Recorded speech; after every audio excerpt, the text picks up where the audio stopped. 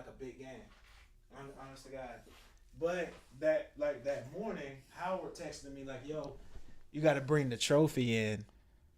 You got to bring the trophy in because we need it." Oh. And so because they got to add like our name to it. Oh, our name wasn't on it. No. Oh, I got you. So they had to do all of that. Okay. And so I bought it. And then you get that from it with everybody like, oh, look at Bubba, he's like so, and I'm like, damn, I wasted it because I wanted to do it for you know what I mean. But okay, for me, what made that so funny for me was two things. Number one, just like how matter of factly you were walking with it. Like it wasn't like you're walking in like, hey, we got the trophy. It was just like. Yeah, just another day. I just still got the trophy out. Like we ain't even, and the fact that like we ain't even. It's not a big game. That's what made it so funny. It was an off week. Yeah. We're on the bye, and we're just out here trophy toting. I mean that was the funniest part of the whole thing. Yeah. But again, that's what I'm saying. Like circumstance, like it would to me. It's almost not funny if you bring out for a big game. It's almost like, oh, it's like motivational thing or whatever. But the fact that there was no reason and you're just walking with it like you were carrying a box of chicken. Just like, well, at that point, when I got the first like two reactions when I first walked through the door, now I'm like, all right, let me go ahead. Now I'm gonna make my slow walk all the way around the gym. I'm gonna go ahead and do the whole nine. That was beautiful, man. So yeah. I was bummed out. And like you said, ultimately, it plays out better and funnier than doing it at a big game. Yeah. Sure. Because I wasn't trying to do it for motivation. I was going to do it to be funny. Yeah. But you found the right time. But it was the right time. It was the right time. Let me go to this. To Bay Bubs. From the Sunshine State, the great state of Florida, and what does your Uncle Charlotte always say? The craziest people in America come from the Bronx and all of Florida. I'm Bay Bubba crossing my black car. It's booby traps and pit bulls crossing my backyard. I'm still strapped, boy, these handguns on Vanguard. I like going against the grain cause my hand hard. Bay, I used to thug hard to see this crack hard. I don't thug nothing but the motherfucking task force. Me and two Root running shit, we like the fat boys. Paid cash for it, so I try to and fast forward. I put it all in your face like you asked for. Most of you love frontin' like the dashboard. I get it chalked out like the blackboard. I got the ghetto off glass like the backboard. Most of my niggas ride till it ain't no gas for. We been outside like ain't no map for. Been outside like ain't no map for. I swear to God, these motherfucking jets in Florida is different. Man, I was at this house the other night. Gave her little son one melatonin, thinking this little motherfucker gonna go to sleep. Hell no, the little motherfucker ain't go to sleep. I ended up giving this little the whole goddamn bottle. He ate them all. It was up all motherfucking night. I'm in all white ones. Picture could get me a Cy Young. We feel like nuns. No f***s giving like Spice One. We feel like bumps. Don't change that I might run. Feel like bunch. Shit sit when the price jump. I got white bumps. These bags kill it price plump. You only die once. I know you a snake with a sliced tongue. I can't trust you. I'ma dust you. Ain't no checking temperature. It's f*** you, then it's f*** you. These laws I'm stuck to. You know how many 12-12s I run through? My get cut, but my girlfriends get cut loose. My get hit like kung fu. I love the streets, but they never told me I love you. Yeah, I already know. I'm straight from Florida, G. You know, bottom of the motherfucking map. Home of motherfucking Uncle Luke. Home of Trick Daddy. Home of Kodak Black. Nothing but gold teeth, wigs, and motherfucking sticks. You already know. Bottom of the map.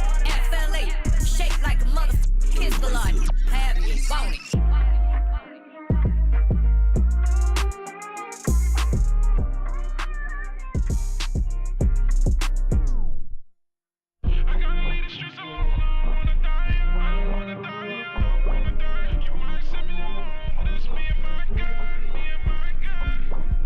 I ain't got no damn business at church. Cause all I be doing is looking at damn prints in that bitch. I'm talking about, man. You know how up it is? Like, you ever got hard in church before? Like, ain't that up shit? You get hard in church when you in there like, you know you wrong. You know you wrong, but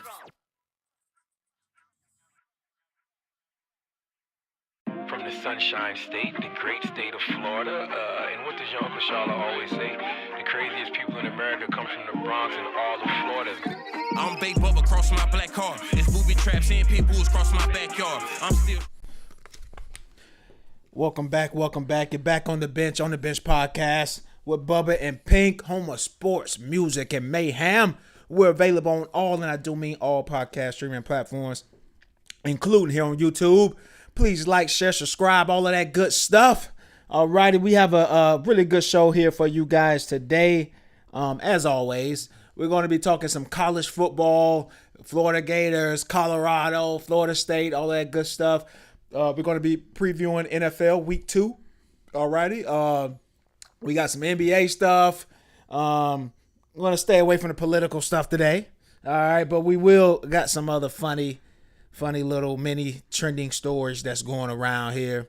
And one of the many trending stories that's going on now that I wanted to that was on my mind today is because maybe like during, right before my workout, I saw that right before your workout. I was late to the studio today because I got carried away with my workout, man. Wait, how does one get carried away with a workout? Like I just lost track of time, man. Just throwing some extra sets and stuff? Yeah, and I didn't work out yesterday. Oh, okay. So like I just had a ton of like whatever extra energy and there you go. And yeah, I was just really getting to it. I was listening to all Bay Bubs. I had a Bay Bubs mix on, and then I just lost track of time. And so I was reading on Instagram. So Lil Boosie is back at it again, and he came at Kodak Black pretty hard there. So and so what's going on is, right? So Kodak said something to Boosie first about like, hey, you always, and I'm paraphrasing him, but he's like, you always calling me out, and when you think I'm doing something wrong, whether it's taking $1 million for doing a verse with for 6ix9ine, who's known for snitching and all of that, or whatever else I'm doing wrong. But you got all these Atlanta guys, the Gunna, the Young Thug, and all of that, and you ain't said nothing about them. So like, you know what I mean? So what you doing? If you the arbitrator and the person that's gonna be calling everybody out, you gotta do it for everybody, not just me. You know what I mean? And so, and then and then Boosie responded with like this long ass message. He says, Kodak, believe me, when it's time to speak on a situation, I'm going to speak, but it's business. I get a bag to speak on these situations. Talking about DJ Vlad, which is like a known enemy to the black community, even though all of the prominent black figures go on the show to talk and get paid from Vlad. It is what it is. And he says, and believe me, somebody's coming with it. And you wrong. I shouldn't have energy at all for this. With all that I'm going through. And you must still be mad about my remarks about you, which is what I set up. He said, let that shit go, man, and admit you regret now. Your career been downhill ever since. You fucking over your legacy. You're gonna be known as a drug addict before your talents. On top of that, you check PC. Come on, man. You walked to the left when you got off the bus. The whole Fed system will tell you this. I don't want to go back and forth with you. Get off the drugs and get you some help. Like it went the wrong way. My message is for Kodak. Like Kodak has to understand, in my opinion. Like in this everybody don't like you. Like, see, the thing about these Atlanta guys, Young Thug, Gunna, all these guys, like they hold a higher position than Kodak in rap. Guys need them. Like they a Young Thug feature, they feel can do more than like a Kodak feature. So they're gonna watch how they talk about these guys. You know what I mean? They may need to circle back. They may need to circle back, or even maybe Young Thug did them a favor, a couple years ago, maybe gave him a free verse. Who knows, like what on the business side. Right. But like, yeah, because they may need them, and they may feel like they don't need you, so they can shit on you. You know what I mean? No, I think that's a great take. Yeah, and he just has to understand that, and just I'm with Boosie with the let it go. Because it's just like you don't gain anything from going back and forth with Boosie, who's not an active artist. You know, he's more so known for doing these interviews with Vlad and having these weird takes. I know Oddly About You, but whatever. It'd be better off if you just not say anything when he does bring you down or say bad stuff about you. You know what I mean? There's very few situations where it makes sense to go back and forth with somebody. Mm-hmm. Like when you're a celebrity level person and somebody's taking shots at you, it's like, again, if you're talented, if you're productive in what you do, like all those shots fall, to the wayside. Yeah. That's just the reality of it. But if you start engaging in it, you look petty, you look small. And again, like let your talent, let your work talk for you. Yeah. That's the real momentum that you have. And if you're, just like if somebody takes a shot, it just doesn't matter. Yeah. Like what, again, you could just dismiss Boosie as like an old has-been who's got nothing left in his life than to talk about people and catch a Vlad check. 1,000%. Why would I even want to address that guy? He's beneath me. And what's funny about all that is Kodak actually just dropped a banger yesterday. I fully anticipate this like hitting the charts and doing really well. It's called Oh Me. And it had been a while now because he's been releasing music, but it hasn't been that good. Right. And I remember I came on here and talked about like an album he had put out, and I was like, you know what I mean? Yeah. This ain't it. And but when you're an artist like that and you're, your biggest superpower is like is releasing like major records, you know what I mean? Yeah. Major hit records. You're always chasing that. And so, like I said, I think he has one now, but that's a hard lane to be in. It's a hard lane to be in, Yeah. But yeah. So we'll see how that situation goes. Now, because if you think about it, like whatever your thing is, it's like that's keeping the main thing. Yeah. If it's if it's music, if it's acting or whatever, that's why you're in the place you're in, and that's why you'll stay there. Right. No, facts. Now, let's get down to business, man. What business are we talking about? Let's get down to business. I've spent an abnormal amount of time watching, reading all kind of Florida Gator content in the past, like, days since Saturday. Okay? And I'm so, like, pissed to where it just doesn't even make sense.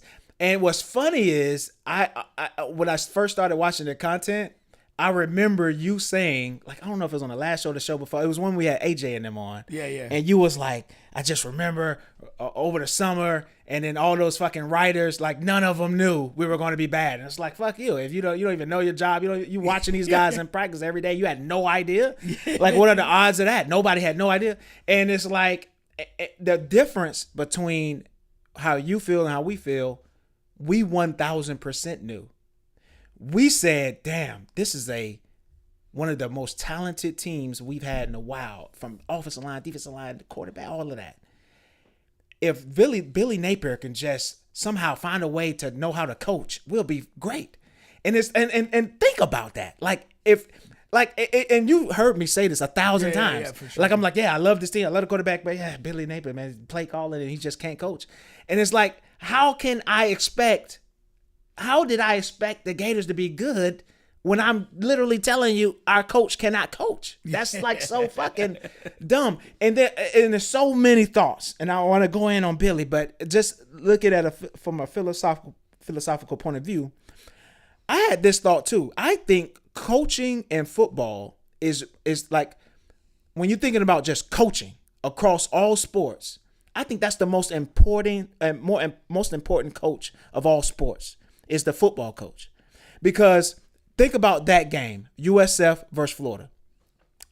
If Darvis was coaching the Florida Gators basketball team and they had to go up against USF Florida Gators is winning that game 1,000 times out of 1,000 times. There is absolutely no chance that It can be messed up. It's just no chance. In basketball, like if you have the much better team, you're going to win every time. And you can look at that, and I've talked to and saw people say that about hockey and baseball. Like, it's nothing you could do. If you got a pitcher that can just throw 100, whatever, it's whatever. Well, yeah. But football, with the scheme, the schematics of it, and the plays, like you have to have a good coach to win. There's a couple things. Like when you talk about like basketball, hockey, soccer, they are what I call the fluid motion games. Most of the game is fluid movement, and it's dictated largely by the players because, again, it's happening too fast. Football, every play stops, and every play then has a window of communication and whatever's going to happen. If you're subbing people, if you're calling a play, if you're switching, your personnel packages, like every single play has that dynamic to it. And so coaching in general can be a lot more involved in that, and kind of has to be for that reason. You get, basketball game, you could have, it's not an exam. You could have 3-4 minute runs of no dead ball, no timeout, and dude's just playing basketball. Now you might be calling a play or communicating something, but it's it can't control what the player's in charge. They're doing, what needs to be done. They have to make the reads, they have to make the decisions, and then you get what you get. And so if you have the superior players, it's harder to upset that. But football, the nature, the stop and go nature of it, the communication and tactical change, play to play, definitely lends it more to coaching. But, again, you're talking about a roster of 85 guys. You have to have multiple coaches that can contribute to that. Yeah. Because you literally can't, as an individual coach, no matter how good you are, really be able to command all of the players on both sides of the ball, special teams, to the level of, to your point, detail that needs to be in play every play. And so most coaches, most staffs have offensive coordinator, defensive coordinator, and at most a head coach will call one side of the ball from a play standpoint.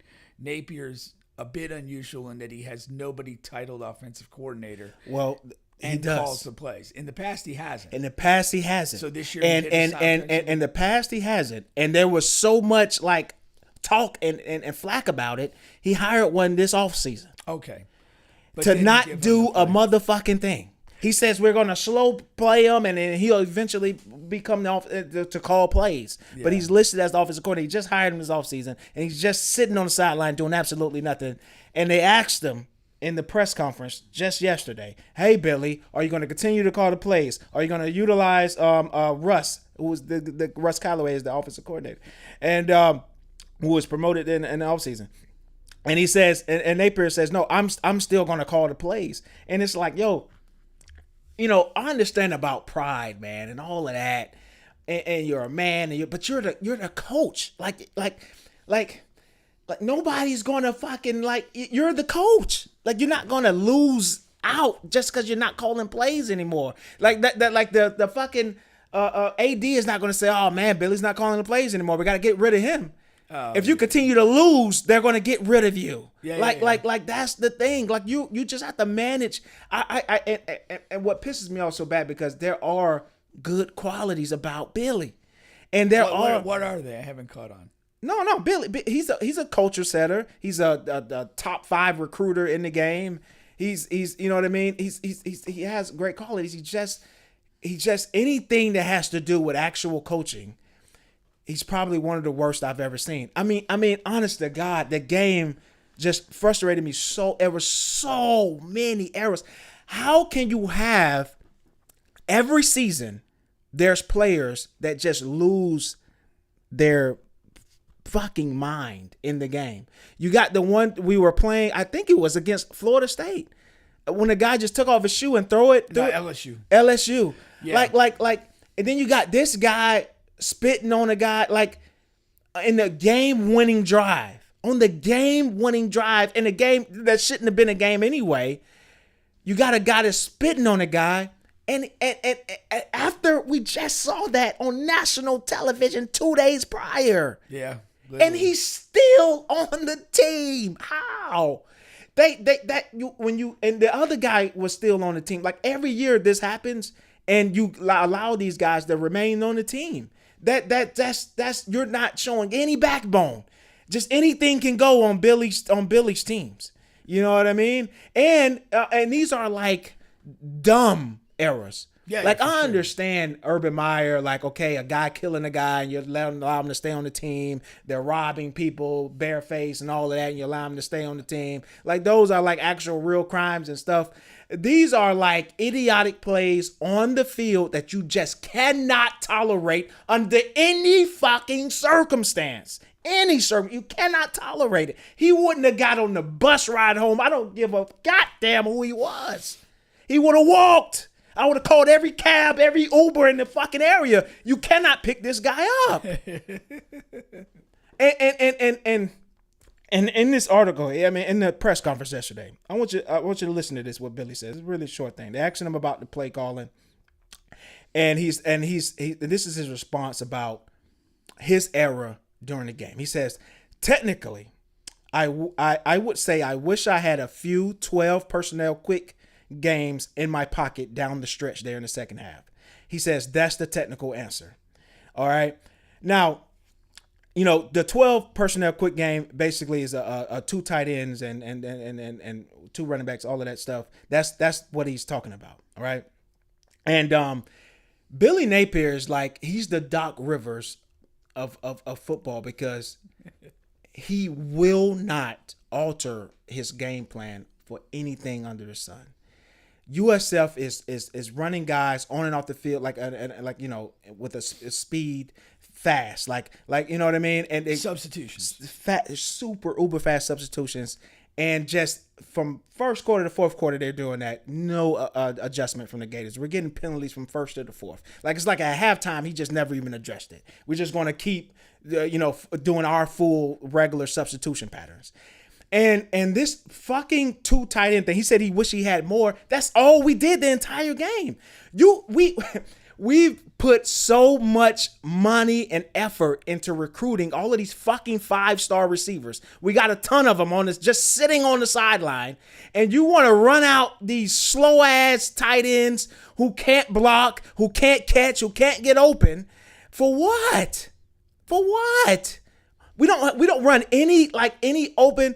Like, our quarterback in high school, he didn't run any of that. He ran a spread offense all the time, 1,000% of the time. This is the guy you recruited. You know what I mean? And you bring him here and you don't run any semblance, any plays that he's used to, that he fucking broke 1 billion records in the state of Texas with all them great quarterbacks in the history of Texas.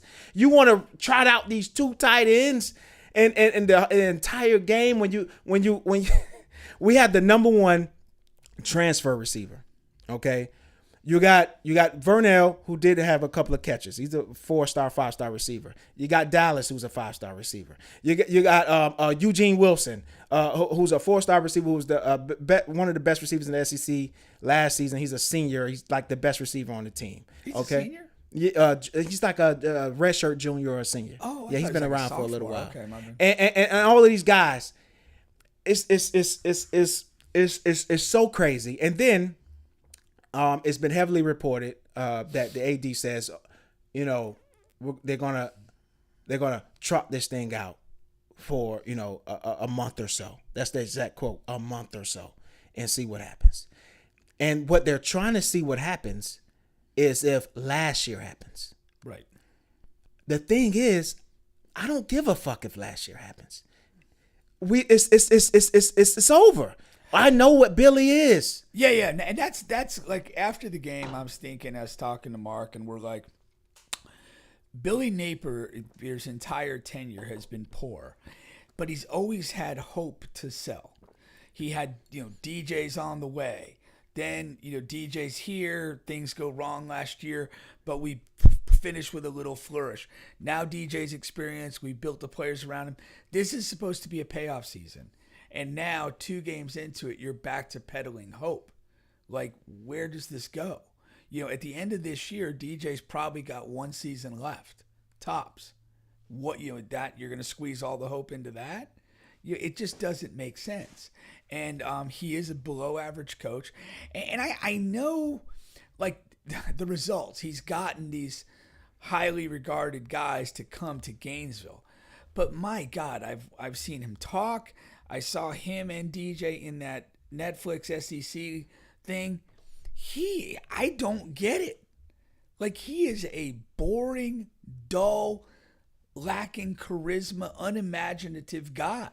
Like, I don't know how he's recruiting at the level that he is. I have absolutely no fucking idea. It's just, have no it idea. doesn't make sense when you I don't talk even mean to to him. swear this much. I hope YouTube doesn't ding us. I just have no idea how. It's crazy because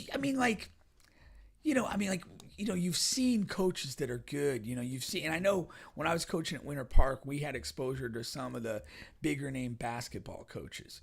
And when those guys walk in a room and they talk and they engage, like, they have something. Yeah. Like, you feel it when you're talking. To I remember them. when you told me about Doc. I've been in a room with Doc. Doc, Yeah. Doc. He has that. He has that charisma. Yeah, and Billy Donovan has it. Oh, Billy. And Bill Self. A lot of these guys, Mike Bray, who was a Notre Dame coach for a long time. Yeah. Like, you feel it. Like, I'm listening to Napier talk in that thing, and like, I just want him to leave the room. Like, let's cut to the next guy. Like, what are we doing? Now, and so it's I'm dumbfounded that they've recruited, but I think his game coaching matches his personality. Yeah. And that's where the problem lies. Now, next guy, right? I've come up with a wish list. Okay. Billy Napier replacements. Top 5 Billy Napier replacements. Okay, what do we got? Yes. Now, again, I've been doing a lot of reading, a lot of watching. There's a lot of clamor for one guy. He's not on my list, but I'm going to tell you who it is. John Gruden. Yeah. A lot of folks want John Gruden. Yeah. I don't think you can go from Billy to John. And it's not even about going from Billy to John Gruden. It's about going from, the 3 to 4 coaches we had even before Billy. Then Billy, and then you just can't do it. You cannot miss. You can't take a chance, that big of a chance on this next guy, because all of the other SEC coaches and period coaches in Florida and all of that, they can point towards John. Like when you're talking to a recruit, and it's like, hey, you want to play for that racist bastard? Did you not hear what he said? Yeah. All that stuff. I agree. I mean, hey. I said, I think 2 weeks ago, like, John Gruden should not be in football again. It's too fresh. The door should be closed. It's not too fresh. It's who he is. Yeah. Like, that's my biggest indictment. You are this person. We get what you are. You should not be welcome in football. You should, that's like, and I know he can coach football. He could coach thousands of circles around Billy. But I just can't take it. And that being said, Juan and I were talking Sunday night about Gruden. And it's like, to me, the pitch on Gruden is this: NFL guy, winning Super Bowl champ. He's got a pedigree. Yeah. He's got experience. Quarterback whisper, all that. Quarterback whisper. The other thing is, because he does his kind of like draft and QB thing, he does expose himself to the college game quite a bit in terms of analyzing. So it's not like he's, going to be in uncharted territory. Right. He is a charismatic guy, a good interview. He coached with the Bucks. He has ties to the state. So you can kind of wrap all that together. And the thing that the 2 other factors that I thought are really big in his favor is, number 1, he's immediately available. Yes. And he's in Tampa. He lives in Tampa. Right. So, like, any like big time coach that you're looking at, and we'll talk about your list momentarily, they've probably got a job. Yeah. And they'll probably be busy. If they're really good, they're going to be busy until like, late January, maybe February.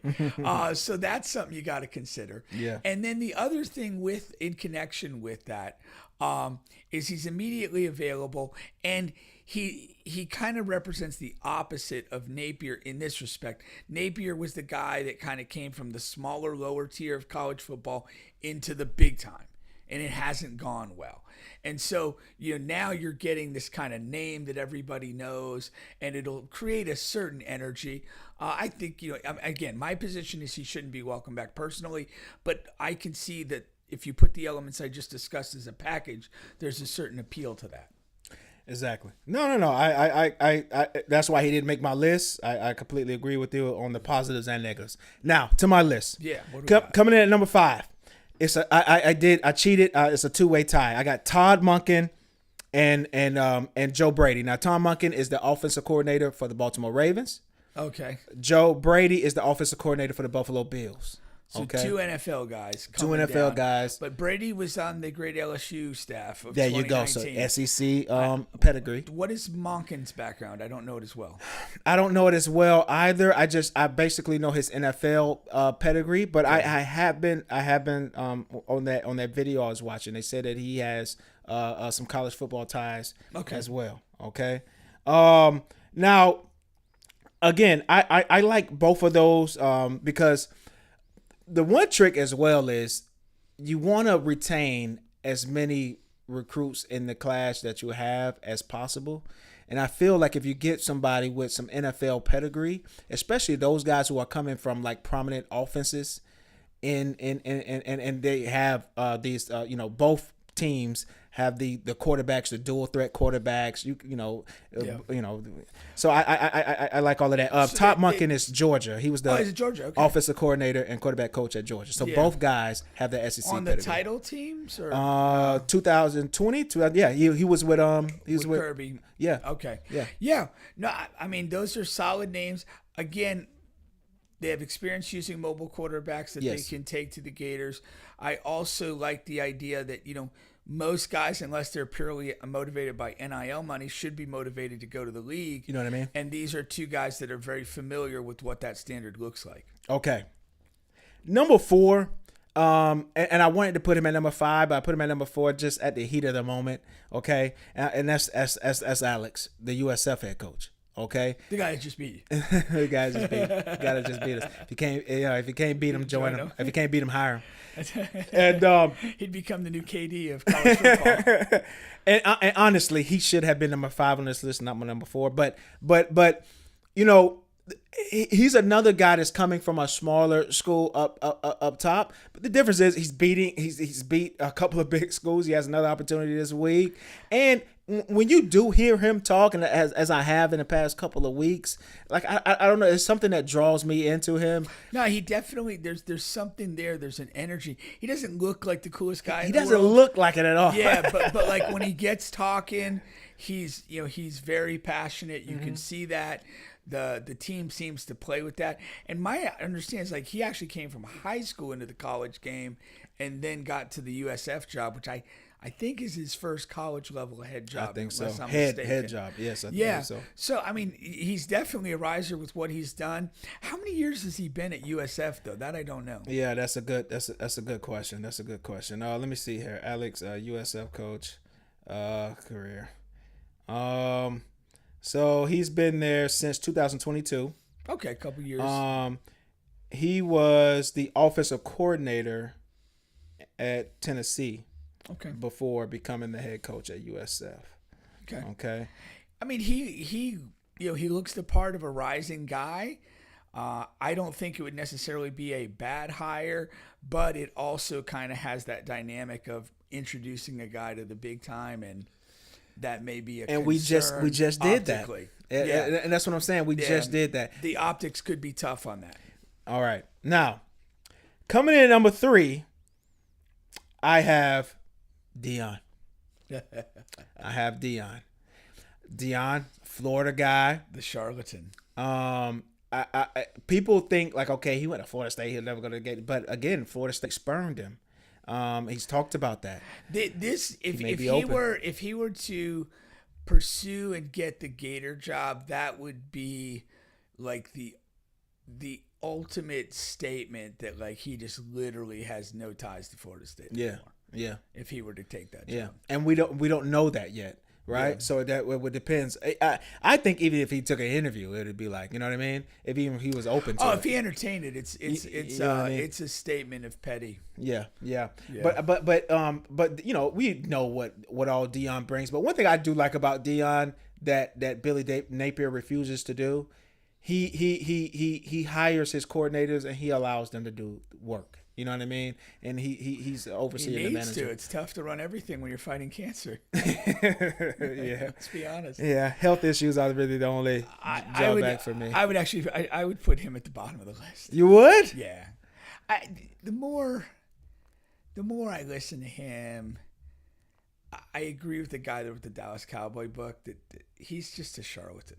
Okay. He just talks a good game and doesn't really deliver one. Mm. I think you're a fool if you buy in on him being the guy capable of rallying your program. Okay. And go ahead. Like, to be honest, if you're looking at Deion, football acumen aside, legitimate health concerns. Yes, I'm saying health for me is the again, we found out about the cancer recently, but he's had the bad foot and the toe amputations. Like, he is not a healthy man. Yeah, he may after Colorado, he may just call it quits altogether. Now we thought it was going to be because his sons and Travis was leaving, but he ended up proving us wrong. Came back to Colorado and stayed, and so I think with the health issues, I think you're right, and I think after whatever, if he struggles again at Colorado, whether it's a year or two, I think he's just out of coaching altogether after that. Yeah. Coming in number 2, Lane Kiffin. I think that's just like just a layup in the park. If Lane is the guy, if he's the guy they target, if he's the guy they end up getting, it's just all smiles from a Gator fan base. And I believe Lane is the type of guy that would be able to retain this recruiting class and even add on, and I think that can work well. He'll probably come with some Ole Miss transfers too. That too. Yeah, all of that. No, I mean you can't go wrong with that. That's choice. what I'm saying. Yeah. I think that would be fine. Of the guys you've listed, though, honestly, I got one more now, number 1. Go ahead. Brady would be my top choice. The Bills. Yeah, the Bills guy. If you could get him, that would be my top choice. Yeah. He's young. He's in that part of his career where he would love to make a big splash. He's bright. He has some SEC experience from his time at LSU. And I think that he would come in there ready to just shake it up, ruffle feathers, and be a guy. Yeah. I think that's it. I really like. You're literally like, pick. Kiffin, again, he's not that old a guy, but you literally like act 4 of the Lane Kiffin He's been around. career. Yeah, he's been around. Yeah, USC, the Raiders, Tennessee, Alabama assistant, FAU, Ole Miss. It's like he's been everywhere. Yeah. It's He's a whore. whatever. He's dated every girl at the party. He'll never be your guy. You're just borrowing Lane Kiffin. He's not here for a long time. He's here for a good time. All right. And I guess that's the one drawback for Lane. We just found it. Yeah. All right. Coming in at number 1. You're not gonna like my moniker, but it's make the Gators great again. Okay, and that is going with old Urban and Tebow tag team. Oh, God.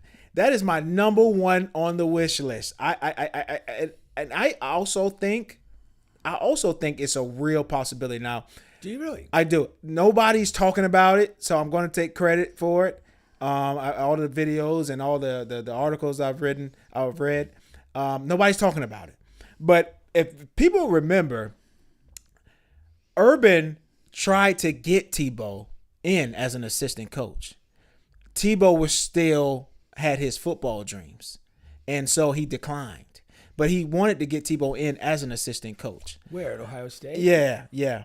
And so that was a thing. That was a real thing. And it's just a familiarity, and knowing that Urban can coach. You got the whole Tebow thing. Urban brings the edge and the streets, and Tebow is going to bring the man from above. It's just a marriage, man. And I'm ready. I would sign up yesterday for that. I know you're a little cold on that. You still like Brady I'm over that. not cold. I have rigor mortis. I mean, that's just. I think that's like the worst possible thing. Get out of town, man. I literally do. Urban Meyer is not the same guy from the early 2000s. He would be with us. He's a docile, foolish, ours. Old man who's been disgraced and lost his swagger with his time in Jacksonville. Tebow's not a swagger guy. He had the funny joke on Paul Feinbaum about the hair That's you know. It's a rare bit of comedic. That's not swagger. This man's performed more circumcisions than he has jokes. Like this is, and he's displayed no acumen for coaching, no interest in it. I mean, and here's really why I think that's the wrong thing to do. When you're like building a thing and you got to build this, like you cannot like keep trying to go back to a time that doesn't exist anymore. You have to forge something that's new and original, and this is who we are. And that's why I like Brady, because I think he's young, he's Brady bright, too. and it's just like we're building the new Gators in the new era of NIL and whatever. We're not inviting old dudes back to kind of rekindle some past glory. That's not it. You know what the problem with that is? What? The problem with that is it has to work. And new is What has to work? New is whatever we get into the next For sure. chapter. Yeah, that's the job. But it is, but it ain't. Because it's like I feel like there's a chance, like if the next thing doesn't work, like we go into a slammer, like we may disappear for a while because you know. And so it has to work, and so new is scary. I like Joe, and I like Monken, and all of these, the USF guy. Like I like those guys. Joe being the most that I like, but it's like it's new, so it's scary. It's like okay, it has a chance that it doesn't work. The last couple of guys we had were new, other than Dan Mullen, and so it's like yeah. I don't know. Sign me up for Joe if we get Joe. But you understand what I'm saying a little bit. But I get what you're saying, but ultimately that's the mentality that I think you need to run from. Okay. Is I think you need to be bold and new and get a guy that's ready to kill right now. Okay. And that's just the thing you got to do. And you can't, like, okay, I mean, I'll put it in context. So I went to Florida State in the 90s. Yeah. And we were I was there through the first national championship, second national championship was shortly after I graduated. Peter Warwick, all those guys. Yeah, we were in the top 5 for 14 straight years. And then in the early 2000s, we went through a period of struggle as Bobby Bowden got old and senile and things changed. And we would start dropping games, and like the players, the coaches, like everybody would just be in the press conference talking about, yeah, man, this ain't the real Florida State. We're going to show you the real Florida State. We're going to show you the real Florida State. And at some point, it just became really obvious to me that you guys are not the teams of the 90s. Right. You need to forget any attachment that you thought you had to those teams because you're not those guys. Mm. And you need to be good on your own. And when we finally got better, it was Jimbo. And Jimbo was different. And, Bobby Bowden would talk about what your mom could cook in the kitchen and how he hugged your aunt. And Jimbo talked about 3rd and 2 in the third quarter with up 7 and like specific detail. But it was totally different than what we dealt with. And he built a team and he looked over at the SEC and said, that's where the football's at. We need a roster that looks like that. And he built that roster. And we were good for that window of time. And then eventually that faded. And then Willie came in, and we were a lot more broken than we thought we were. Yeah.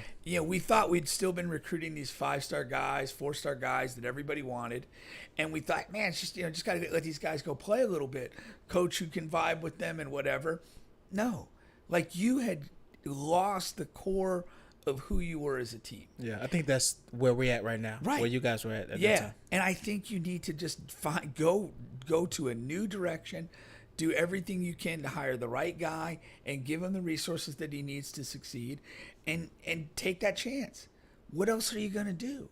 Like keep going back to the, old past guys that feel good to have them around because I mean, Mullen was a Urban Meyer That's guy, that's what I'm saying. and it was That's that what I said other than connection. Mullen, Like yeah. you had a little bit of failure after Urban, and then it's like, well, let's bring back Mullen. He's been successful. He was part of what we were. And to be fair, Mullen could coach, and he still can coach. Yeah, he was He pretty just was good. a poor recruiter. He just that was his issue. And a douchey guy. And a douchey guy too. You know, and that's a part of his recruiting failures. Yeah. You can smell that on him. And so, like, stop trying to go back. Go find the new guy. Yeah. And again, you're far enough removed from Meyer and your high levels of success. it's been a while. You don't need to kind of keep recycling him or his coaching tree guys, disciples. Like, go find the guy. And I mean, to me, the guys you listed, Brady's top notch. And I don't think Lane Kiffin's a bad hire by any means. Yeah. But I think that He's the safest hire, I think. Yeah, I think Brady is potentially that guy that could really unleash something special. Okay. And I hope you don't hire him. I'll say that. Yeah. So we'll definitely see. But like you said, with those guys, it's a time thing. You probably just have to go ahead and keep Napier for the rest of the year, type of thing, or just go in the dumpster if you're going to fire him midway. I asked one of the guys at work. I go because I don't know your assistants that well. Like, if they were to make a move in a month or so, like, is there a guy on staff that would be the obvious interim guy? Absolutely not. Really? Again, because we don't know what Russ Callaway is, because he won't allow Russ Callaway to call any plays. Right. Billy kind of does everything. Yeah. And I don't want our defensive coordinator doing anything. I mean, he needs to be one of the first guys out of the door when it's time for a revamp. All right, now enough Gators. While we're still on college, I want to get to Deion, but let us know about Florida State heading into week 3. Who they got? And we're off. We're off. It's a bye week this early? Yeah. You got one of those GM5 early bye weeks. Yeah, we do get a GM5. Yeah. Oh man. I don't know. So who you going to have coming out of the bye? So we'll have Kent State next week. Okay. And then we play Virginia. So you kind of get into ACC after Kent State. Yeah, we play Virginia is the first conference game, and then Miami on October 4th is the first. So that's like Miami game. in 3 weeks technically. 4 weeks. Okay. I guess. Yeah. Because this week is off, then Kent State, then Virginia, then Miami. So. Okay, and then and is it at Miami or at Florida State? At Florida State. Okay. So we'll be home for that. Have you watched any of Miami? I watched the Notre Dame game. You did? Okay. Yeah. Will you watch this USF game? Will I? Most likely. Okay. Yeah, I mean, I watch parts of it. Yeah. Yeah, because we're not. I don't know what like. I have to find out what time and channel. Yeah. Because I mean, I'm just trying to see your interest level in it. That's all, really. Nah, not much. Not much. I know what they are. Okay. It doesn't matter to me. Okay. But yeah, I mean, unless we're a big fucking disaster, we'll get to that game 4-0. Yeah. And then we'll see where we are and see what's going on. But I'm not scared to play those guys. Yeah. It's always good to play the team that has the dumbest guy in the room on it. It would be. I do have interest in watching this. Not from a standpoint, like you said, of like whatever, scared to play Miami or whatnot.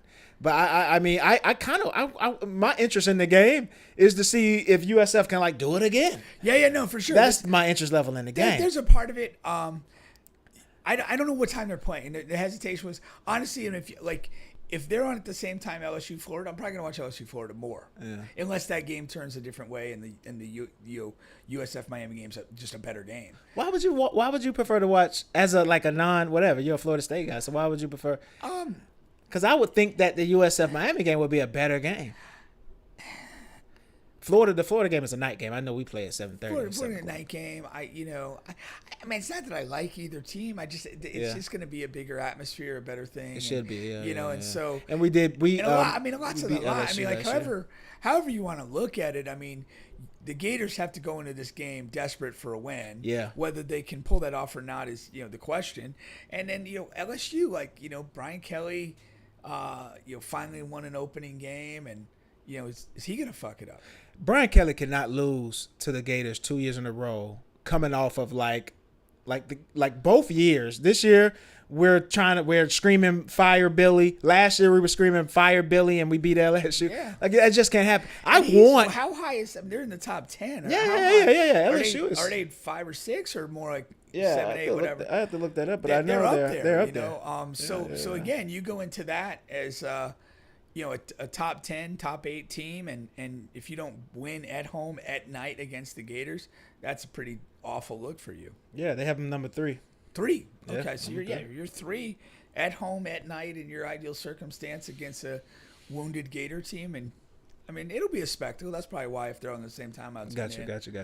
You know. We love to see a good dumpster fire. I don't know what other big games are on for the weekend though too. No, but I mean it's already. I'm sure there's. It's already better than last week. Oh no, last week.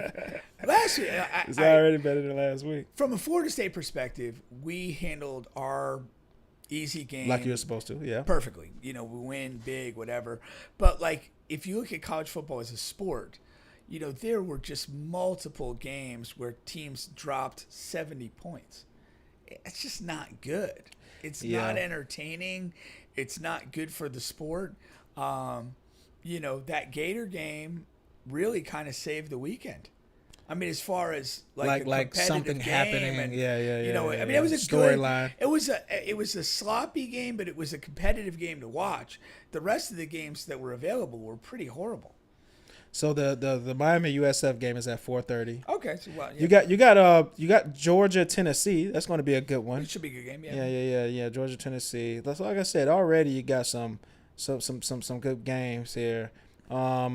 Notre Dame, Texas A&M from a standpoint of like rankings and stuff. Yeah. Notre Dame, Texas A&M. Well, Notre Dame, I mean, you look from their perspective, you're finalists last year. Mm-hmm. You drop your opening game on the road to Miami.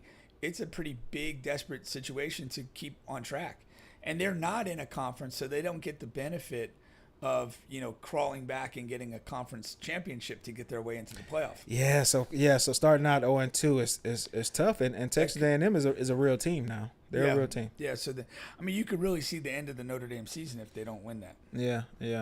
That's tough. Now I wanted to discuss Colorado here because it sounds like they have a quarterback controversy here. Now, are you up on game on that? So you got third stringer Ryan, performance creates quarterback dilemma for Deion, and go ahead. The question that I have and I don't know the answer to, I know he got in and played very well. Did he get in because they had the upper hand in the game, or did he get in because the two other guys didn't perform well? Do you know? I do not. Okay, because that's big. I guess they're going to start him this Friday against Houston, which, again, Lewis comes in as a highly touted recruit, and basically gets surpassed by the third string guy. And Caden Salter came over as a transfer in the portal with the expectation that he might have the upper hand in a two-man quarterback race, and now he's going to watch the third string guy start on Friday night. What's funny is interesting. I remember watching Julian. Julian was on the nightcap thing with Shannon Sharp, and he didn't say it, but like he led everyone to believe he's going to be the starter in week 1. And so I was confused to even watch the first game and not even like whatever, like see him get an opportunity for that. Yeah. So maybe he lost it in the offseason, spring practices or whatever. Yeah, about a week before that first game, they announced Salter was going to be the starter. Yeah. And he's a guy that 2 years ago had a fantastic season at Liberty. They only lost a game or two. He had a great dual threat season. Last year, he was still at Liberty, but the numbers weren't as good. The record wasn't as good. And then he goes into the portal. I wanted him at Florida State. I thought he'd be a good fit. We went with Tommy Castellanos, which has worked out well so far. But I was, at the moment that we didn't get him, I was a little disappointed. Yeah. But he can't hold on to the job out there in Colorado either. So here's the thing. Kudos to this guy for outplaying everybody. And, maybe he's got a little Baker Mayfield in him. Or whatever. Yeah. Maybe he got a little Baker. Credit to him. But, when you supplant those other two guys, that's going to be a tough locker room. Yeah, it is. It could be a fractured team because of that. What are we supposed to expect from Colorado this year? To me, if they go 500, that's probably a win. Yeah, is it? I'm not expecting anything, but what do they have? as far as roster. Yeah. I mean, I saw their first game. Nothing jumped off the page. They were decent. Should Deion have? Should he have a stronger recruiting class? Like, should he have better guys in there? He hasn't put in the work. Because he's been like in doctors and hospitals. He's never shown the aptitude to work. He says though. I remember watching him, and he was like, "Yeah, I'm Deion. I don't have to like whatever show up in guys' where I am. houses. Yeah, you know where I am. You know where I am. And if you really look at it, what has he done? He's always gotten like 1, 2, 3 guys. Mm-hmm. You got Travis. He got Seaton, the offensive tackle. He got the Julian. At the time, and at the time he got Cormani McLean. But he has not put together good recruiting classes. There's always been a high level guy or two, and even like he's gotten a bunch of like guys from Florida State that were not productive.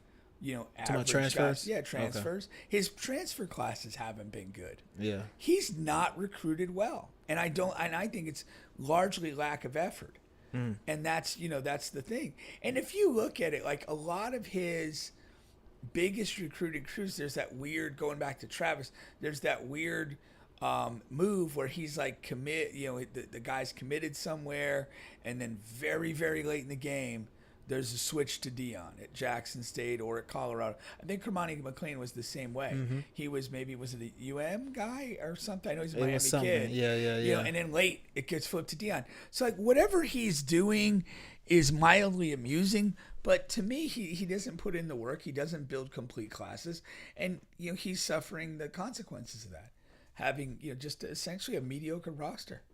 Yeah. You get Julian Lewis. I mean, think about this. You get Julian Lewis, who's a really highly regarded guy, who brought absolutely no one with him. In modern recruiting, the template is you secure a high level quarterback fairly early in the recruiting process, and he becomes your ambassador to recruiting the rest of the class. He's on the 7v7 circuit, at the camps. He's engaging with all these offensive talents, even defensive talents at times, if the guy has the type of personality. And you're kind of going to bring a group in with you. Yeah. And despite getting Lewis, he didn't come with anybody. Right. No Louis bags. Just some Ziplocs. No Louis bags. And that's Deion, man. That's why you're an absolute fool if you hire this guy for another significant job. Yeah. I guess I got caught up in the hoopla. Yeah, you get caught up in hoopla a lot, Bubba. You gotta up your hoopla resistance. Hey, I didn't have him number 1 or 2. You had him 3. Yeah, I did. In front of like 3 guys that we take over. Everybody you said before Deion, I would prefer over. I know. Like, even if it was just like both guys want the job, both guys will accept the same amount. You know what of money, it was? I would take the other guy. Couldn't have a list of 5 guys and not have a black guy on there. But like I said, I could have put him 5 or something. Well, me and Mom were talking about was Marcus Freeman. Okay. Yeah, but I'm still on the fence of Marcus. Now now Marcus is a guy all the ancillary stuff that we talk about when you hear him talk, when this is that, But as far as like I'm on the fence about whether, and then also he's not in an atmosphere or an SEC environment for sure. And so I'm on the fence of Marcus, but and I don't know that he leaves Notre Dame. That too. It's a great situation. Great job, a lot of benefactors. And stuff. It's a great situation. Which is another, again, while we're talking college football and we're talking SEC football, like I was watching a podcast with AJ McCarron and a couple of his buddies, and they were like no, it was a different one too. Like they're basically saying like the SEC's in trouble because like historically, like you're talking about boosters, it's like Billy Bob, who's got 12 auto dealerships across the state, and that doesn't compare to the type of money that the Michigans and Oregons and Texas and these other Notre Dame can tap into. I mean, the type of money Notre Dame can access through the success of their boosters and stuff like that probably dwarfs whatever Florida could do. And if he's looking at this, if he has the opportunity with both jobs, even Brian Kelly has to look at the situation at LSU, and he's had a ton of talent. But, like, you know, in a pure NIL environment, would he not have been better off at Notre Dame? Would those pockets have been deeper? Yeah. And I've been hearing a lot about that. And I agree to an extent, just about like the downfall of SEC, and you can kind of see it coming, and maybe like we're here at the beginning stages of it. But I'm just not there yet, because where I think the SEC is feeling the NIL hit, it's not necessarily with the recruiting classes per se, because they're still loaded with talent, but it's the reserves. Alabama was able to trot out, whatever, second, third, fourth stringers that were still 5 and 4 stars. I think that's where it's stopping now. It's the depth. And we're not able to bring in the depth, because those guys who normally would come into Alabama, Georgia, wait around for a year or two, maybe get a auto dealership deal or two. It's not the case anymore. But is that not a function of money? It is. That's what I'm saying. So so it could all be connected. Yeah. So I agree from that standpoint. If they're operating with a more limited pool of resources than other teams, they have to be more specific in who they target and make sure they get those targets. But I still think they're competing at the top. It could be top guys. Yeah. But the depth. Yeah. That whereas like maybe like in Ohio State, they could pay $500,000 to a guy to be a backup. Mm-hmm. The Gators or Alabama or Georgia had to go to the top to get the starter, and now they're like, maybe they only got $200 for the ostensible backup. I got you. And so I think that's all connected. It is.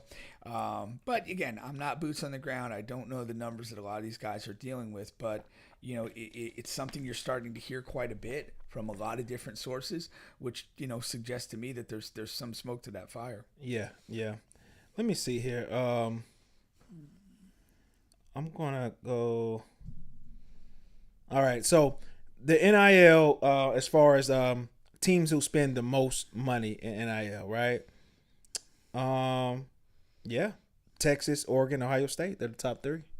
Yeah. Now, Texas is a SEC team, but Oregon, Ohio State. But Texas, I'm sure if I go farther down, Texas has got a lot of tech money and a lot of oil money. Yeah. And Oregon's got Nike money. And I don't know what exactly Ohio State's got. Maybe they have funny money. I don't know.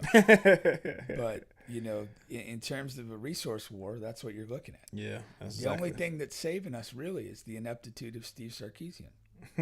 Seriously. Yeah. Ohio State. LSU is up there. Yeah. Yeah, but I definitely, Michigan is up there. Yeah. Yeah, you look like Michigan was able to sweep in and get that Underwood kid from LSU late. Yeah. What exactly went into that? No, exactly. Well, we know. Yeah. Mo. Once again, you're still on the bench podcast with Bubba and Pink, home of sports, music, and mayhem. We're available on all, and I do mean all podcast streaming platforms, including on YouTube. Please like, share, subscribe, all of that good stuff. Let's move to the NFL.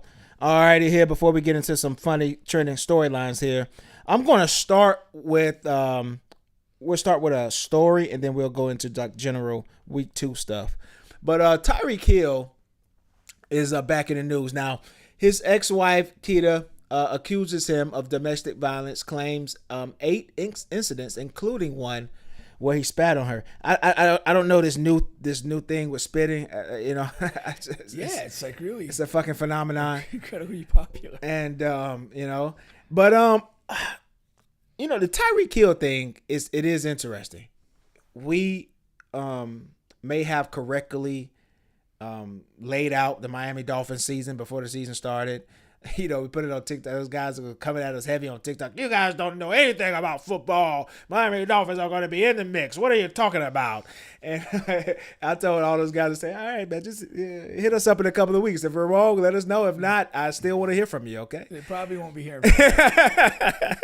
And Tyreek Hill is one of the main reasons why we thought it's just the whole vibe has been off the entire offseason. And this is just football I'm talking about right here. And you got him in the Tua thing, and then he's calling out A-Chain and in all season saying he shouldn't be in short line short run plays or whatever. But then when you mix in, and Tyreek has always had off the field issues. Well, since college. Specifically domestic violence.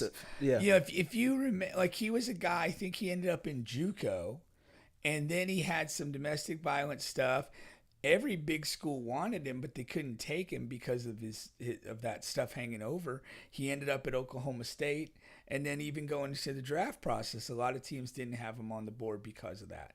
Now, once he got to the league and he was with the Chiefs, and it was a little quiet for early into his Dolphins tenure, he kind of had a certain charm to him, and seemed to be staying out of trouble.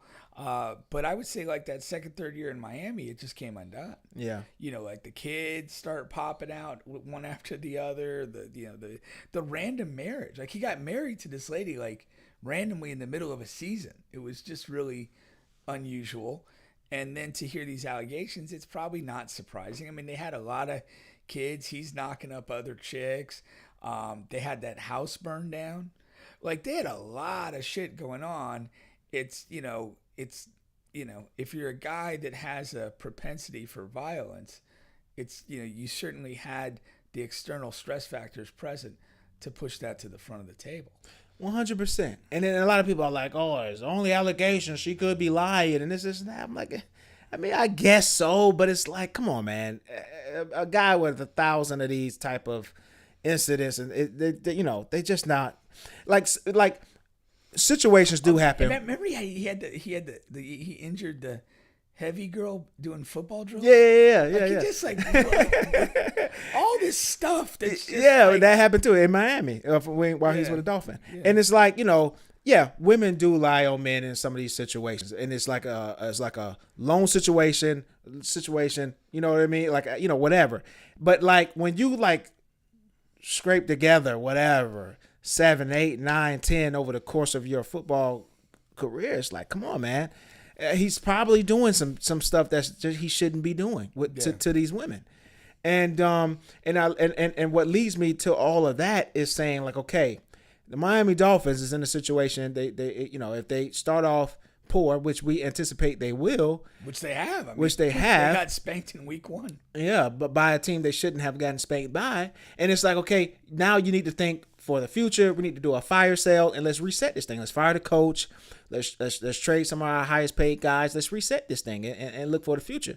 And it's like, okay, Tyreek would be one of the first guys. He requested a trade last year. He's making a ton of money. He still has some you would think some high level play left, but like the Chiefs really need a guy. But do you want to put your hands back on that with all it is? It's muddy, and with that heavy contract, From the Chiefs' perspective, I would imagine if they felt confident, if they could make the money work, I think they believe in themselves to make the off-field stuff work.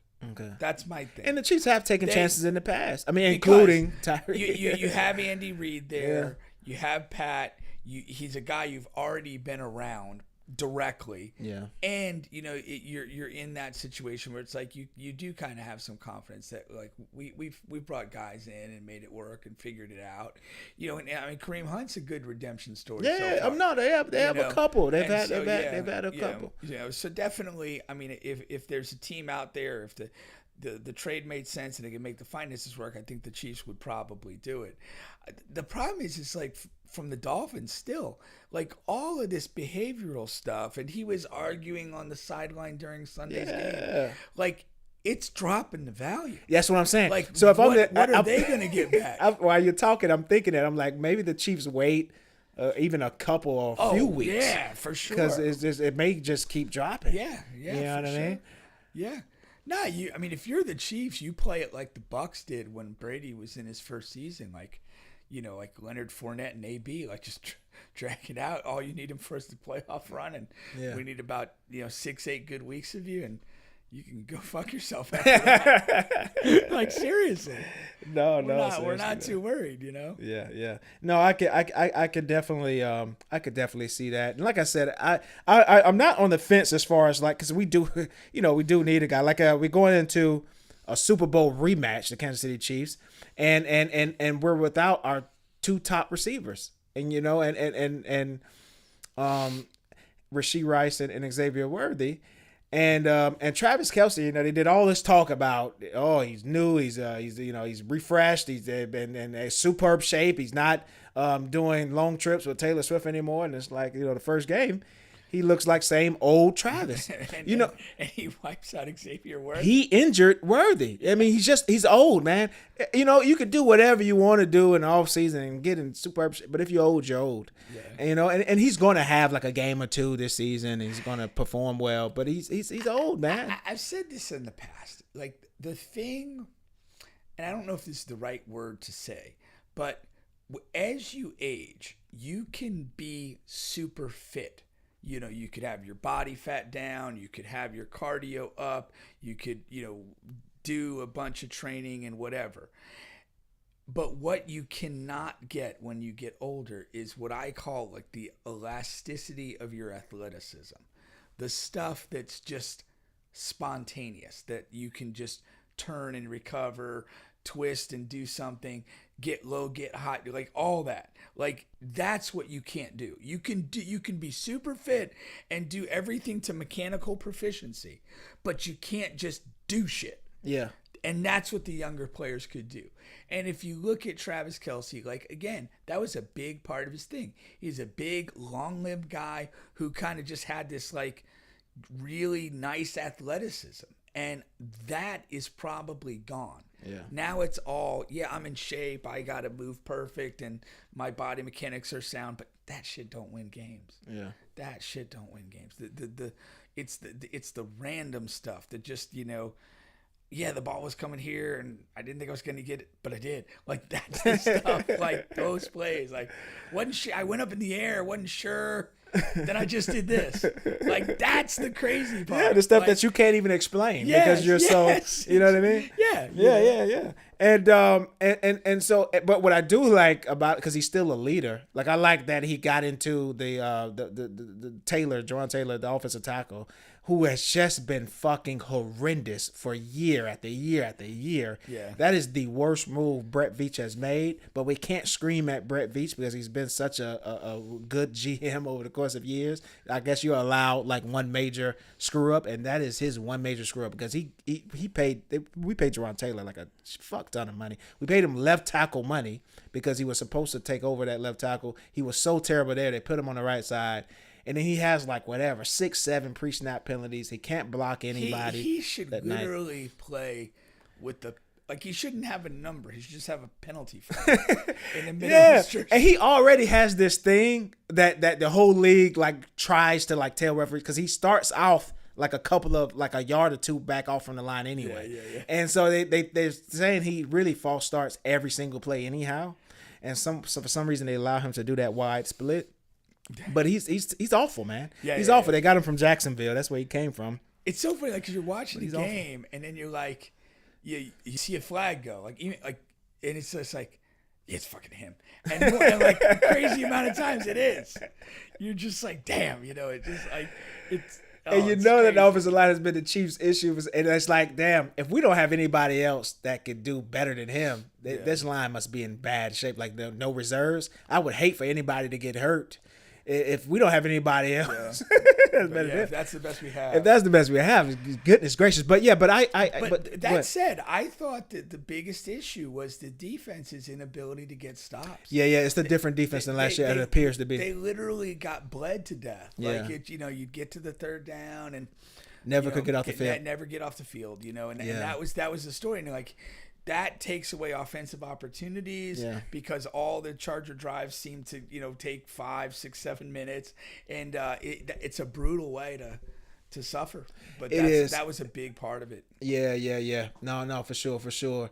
And this Eagles game is going to be really interesting, because first of all, they didn't suspend Jalen Carter, so he's there. That's kind of wild. I think it's really wild.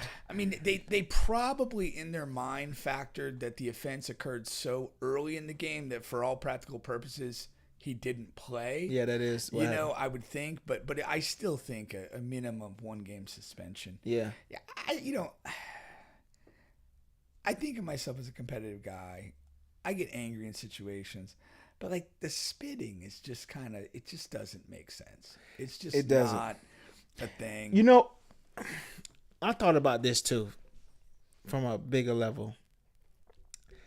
I think, because I watched a lot of reactions to this spitting thing, whether it's Jalen or the Gators guy, or Tyreek Hill, and I think that there's a difference in how I think black people view the spitting and white people view the spitting, and I think there's a reason. I think there's a thing to that. Well, first, what's the difference, and then second, what is your explanation of it? Yeah, so I think the difference is it all goes in together. I just think that black people view spitting as like an outrageous, like, offense, like, you know, it's the worst of the worst thing to do. Like when I guess in Jalen's mind, I guess he felt like Dak was spitting in his area. To him, that's like, oh, this motherfucker wants to, like, you know what I mean? So he literally went and spit on him. Like, that's such, because and it does stem from not slavery but civil rights. You know, because a lot of the police and just racist white people would spit on black people. Like, that was a real thing. And also, I remember when I was a kid, one of my like most prominent like memories of me with my dad is like there was a group of white guys on a pickup truck. We were walking to go fishing, and they slowed down and was like screaming a bunch of stuff. I'm sure it was racist stuff, but I didn't, you know what I mean, make it out because I was so young. You're locked in on the fishing. No, I just didn't. And one of the guys. And my dad was cool. They're like screaming, like, oh, nigger, and this and that. Yeah. And my dad's just like, he's holding my hand. He's like, yeah, we just gonna keep walking. Yeah, don't worry about them. And then one of the guys on the back of that pickup truck, he spit in our direction. And then they sped off. And then my dad got so fucking angry. Yeah. And he went to go picking up rocks and he was throwing it and all of this and that. And it was from the spit. And like, again, I think it stems from that civil rights thing. And when we spit on somebody, it's because it's like, yo, like, yeah, I got a real fucking problem with you. Like, it's, you know what I mean? It's like, it's the worst thing that you can do in our eyes. I agree with you. I do think it's right, but I think it ultimately does go back to slavery. Yeah. Because, you know, the way black people were treated through slavery up through civil rights, it was, and to this day, it is a constant fight for respect, to be seen and treated as equals, and to be worthy of that. And it's the fault of racists that this exists. Yes, because it shouldn't. We're humans. It should be humanity. It should be equal. But because of racism, it's not. And so, you know, when you take something that is, you know, disrespectful, when it's unprovoked, it's going to strike much deeper to a person whose entire life has been a fight to be respected for basic humanity. And that's, I completely agree. And that's, you know, without being black, I think it's an easy connection to see that would be the strong passion, the strong rejection of that. Yeah, no, 100%. So when you look at these week 2 games here, like I said, then you got the Philly. Well, let's shout out though. Thank you for the Bills and the Ravens. That was that week 1 performance. Beautiful week 1 game. I mean, I know there was mistakes that turned the game and whatever, but you know, when you sit there and want to watch professional football, that's what you're hoping to see. Yeah, just shout out to you could kind of stamp that. I that's the game of the year until further notice. Until further notice. That was such a great game. We was texting because you know what's funny is because the Ravens are controlling the whole game. Yeah. And before halftime, the Bills do this thing. It reminds me of like the older Chiefs, where they snuck in that 3 points before the half. Right. In the grand scheme of things, it may not make a difference. But I texted you. I was like, man, that was a masterpiece by the Bills. Now they're still down big. They got those points. It was just that thing. It was like, it was BB. I mean, like, it's points, which at the end of the day actually won the game because of the margin. Yeah. It's also that thing, even when things are not going your way, to string together that type of quick fire possession to achieve something, and you go into the locker room like we can play. Yeah. We can play. We're okay. And again, all that little positive vibe going into the half, undeniable. They still enter the fourth quarter down 15. Yeah, you know what I mean? And come back from there. So, I mean, just excellent professional football. Yeah. Now, Josh called out the fans for leaving early. When you go, I guess because you're a heavy Florida State fan, do you leave games early when they're like out of whack? Last year, the last home game I went to was Boston College, and I was ready to leave 7 minutes into the first quarter. Was ready to leave, but did you leave? I couldn't because we had Sarv and Brian. Oh, These guys you would have if you came by yourself. Oh, if I was by myself, I was gone. Gone. But in your estimate, there was no way they could have come back. This is not like a. I mean, technically they could have, but like, for whatever reason, and I'm like as I watched our 2 games this year, I cannot figure out what the fuck happened. Yeah. Like, I remember watching our first game was a loss to Georgia Tech by 3 points. Georgia Tech drove down the field, took like an 8-minute drive, and kicked the winning field goal.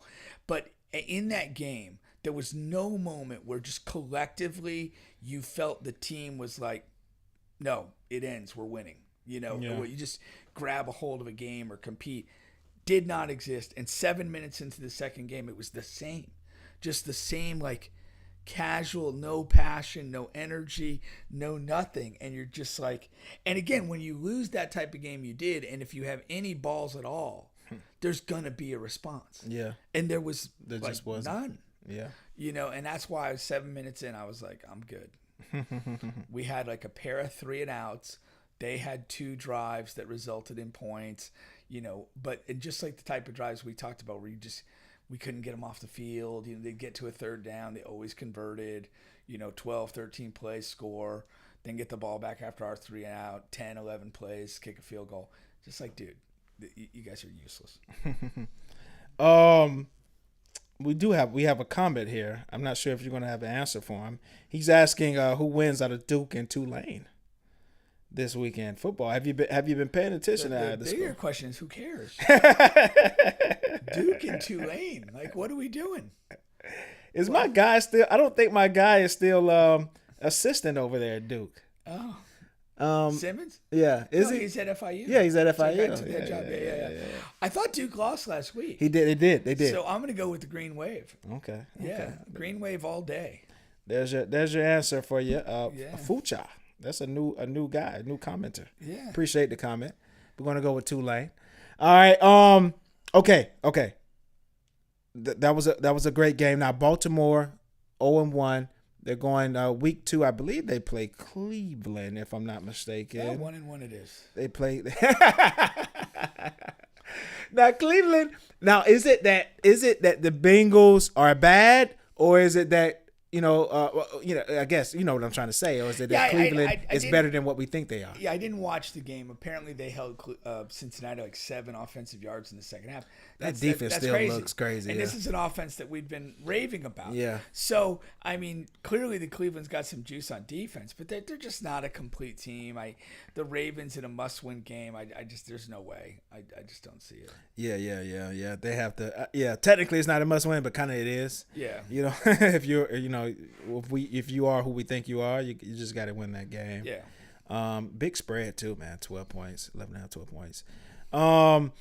So I do like that. Now, if the Browns, comment. oh, go ahead. You were brought up the Steelers Jets game as a game to watch. Yeah. And I pooped the idea. Yeah. But that was like a really good wild game. Yeah. And it has some juice. I didn't know that Aaron Rodgers was going to be that into it. I knew I said it because he's playing his former team and all of that. Yeah. But he was like really like fuck the Jets and everybody associated with him. I was like, whoa, he went Tupac on him. Yeah. In the press conference, I was like, whoa, I didn't know he felt like that bad. That's awesome. But I knew he had something. Now, with the Browns, now, at what point do you think they look at a quarterback change? At 0 and what?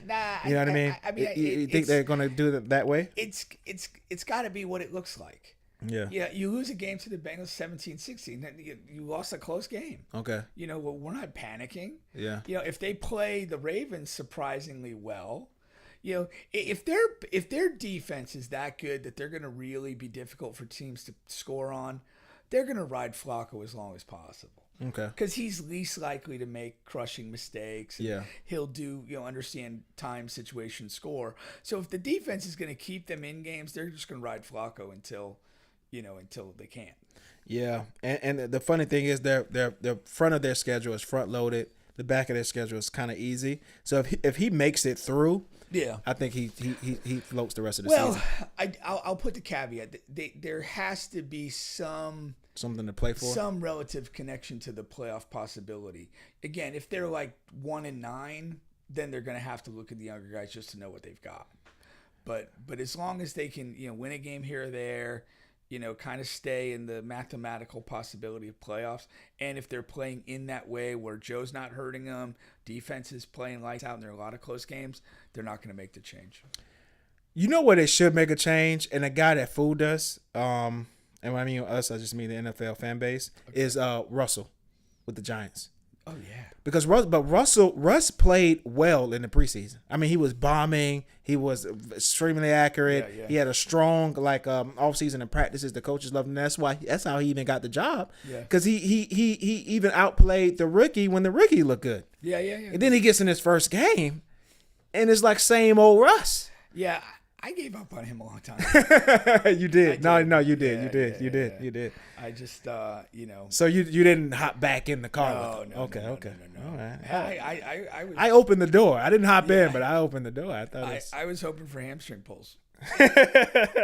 They just have to make the call. I don't know. That's their situation is different from the Browns. It's gonna happen because apparently Dayball's in love with Jackson Dart. Okay.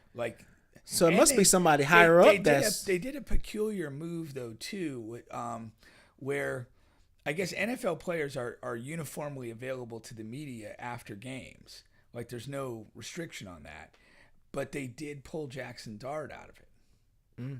So I don't know why, but it's apparently a really unusual move in NFL circles. Tell me, what's a possible outcome for that? What do you maybe mean? they did not want him to have to face a bunch of questions about, hey, did you feel like maybe you should got an opportunity, whatever, and put him at, he's a younger guy. Yeah. Maybe just, try to avoid putting him in a situation where he's got to answer a tough question and maybe doesn't answer it well. Because that is a tough question. Yeah, for sure.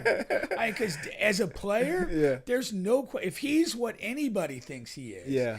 He was probably sitting on the sideline going, I want a shot. Yeah. Let me get in this. Against the Cowboys defense, they're terrible. Commanders. Right? I mean Commanders. I'm sorry. Commanders, yeah. They have Dallas this week. Yeah. They have Dallas this so week. You had to believe that he was just ready to play and wanting that opportunity. Yeah. And, probably didn't want to have him, say something heat of the moment that would everybody have to deal with all week. Yeah, because my overall thinking was if Russ struggles this week against Dallas, Dart is on the sideline, you gotta get me in. Yeah. That's my thinking to that. Yeah. Now another thing is a storyline is this Travis Hunter in Jacksonville. So he plays much more offense than defense. Cut his hair too. Yeah, he got the haircut. He played much more offense than defense in week 1.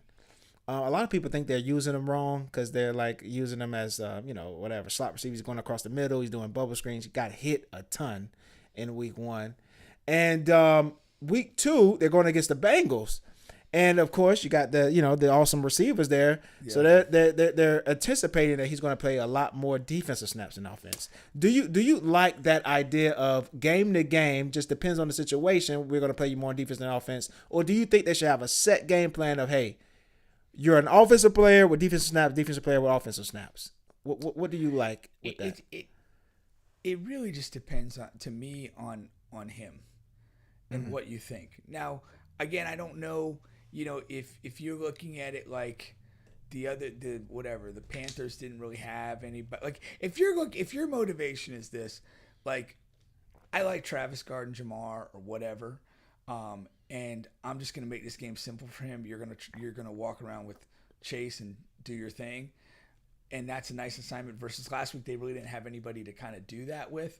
And why I say that, like while physically difficult to do, tactically, mentally, it's quite simple.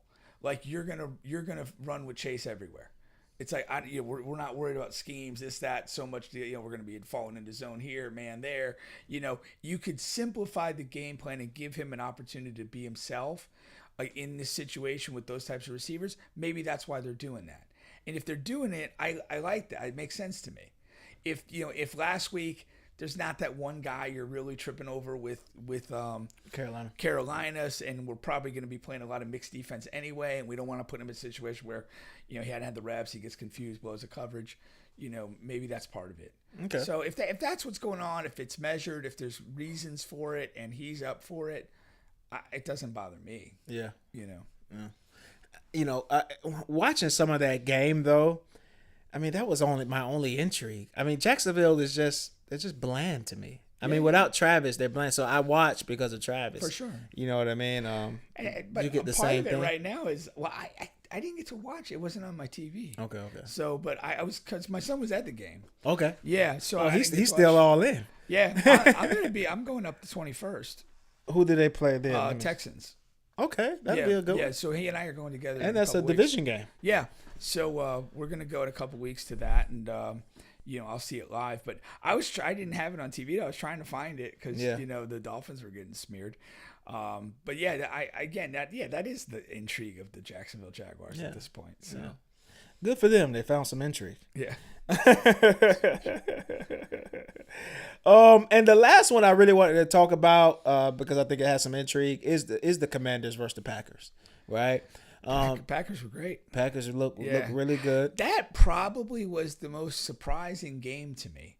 Okay. Is that basically Green Bay handled Detroit easily.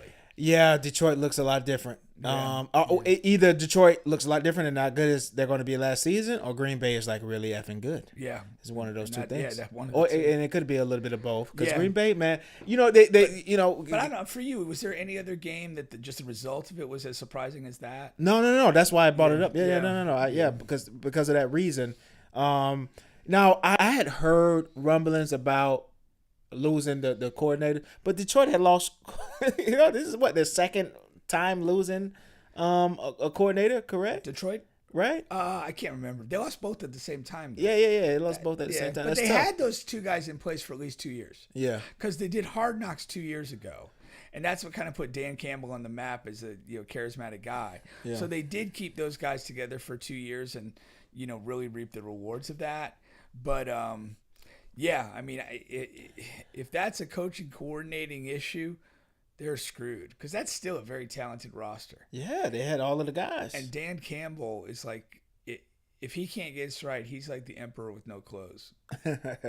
I was listening to this guy, and he said something that was very interesting, because he said, okay, you got the same offense. I mean, the same line, same receivers. Personnel-wise.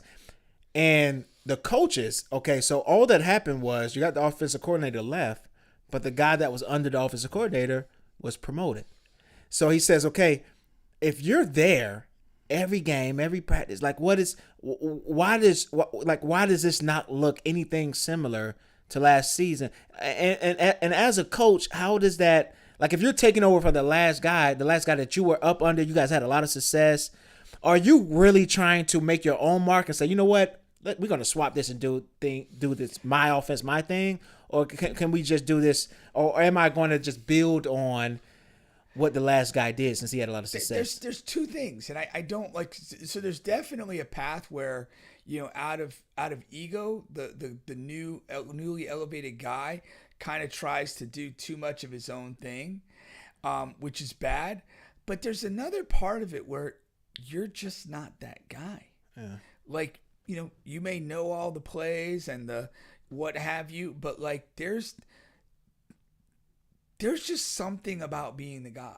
and being the coach and making calls and when you make them. Yeah, and how play you calling make them. is like a. But beyond that, like it's just like sometimes it's the banter or whatever. Okay. And I'm not trying to overstate my value, but like I remember like, you know, like we played our first GM5 game and Josh Fillmore wasn't hitting any shots. And at halftime I like went onto the court and I kind of met him and I'm like, "Hey man, did you give up making shots for Lent?" And like, you know, he laughed, I laughed, like whatever. Maybe it just kind of shifted the thing. Like those little things. And you don't always know them, you know, the power of what you're saying or what you're doing at a given moment, because the power of it becomes invested in the player or that you're saying it to, or the group you're saying it to. And so like, you know, there could just be like a swagger and a confidence in a way that Ben Johnson did something that is different than the plays. Like I remember Steve Spurrier back in the day when he was the Gators coach, and you know, he had a, you know, the interesting personality, but he was a genius at what he did.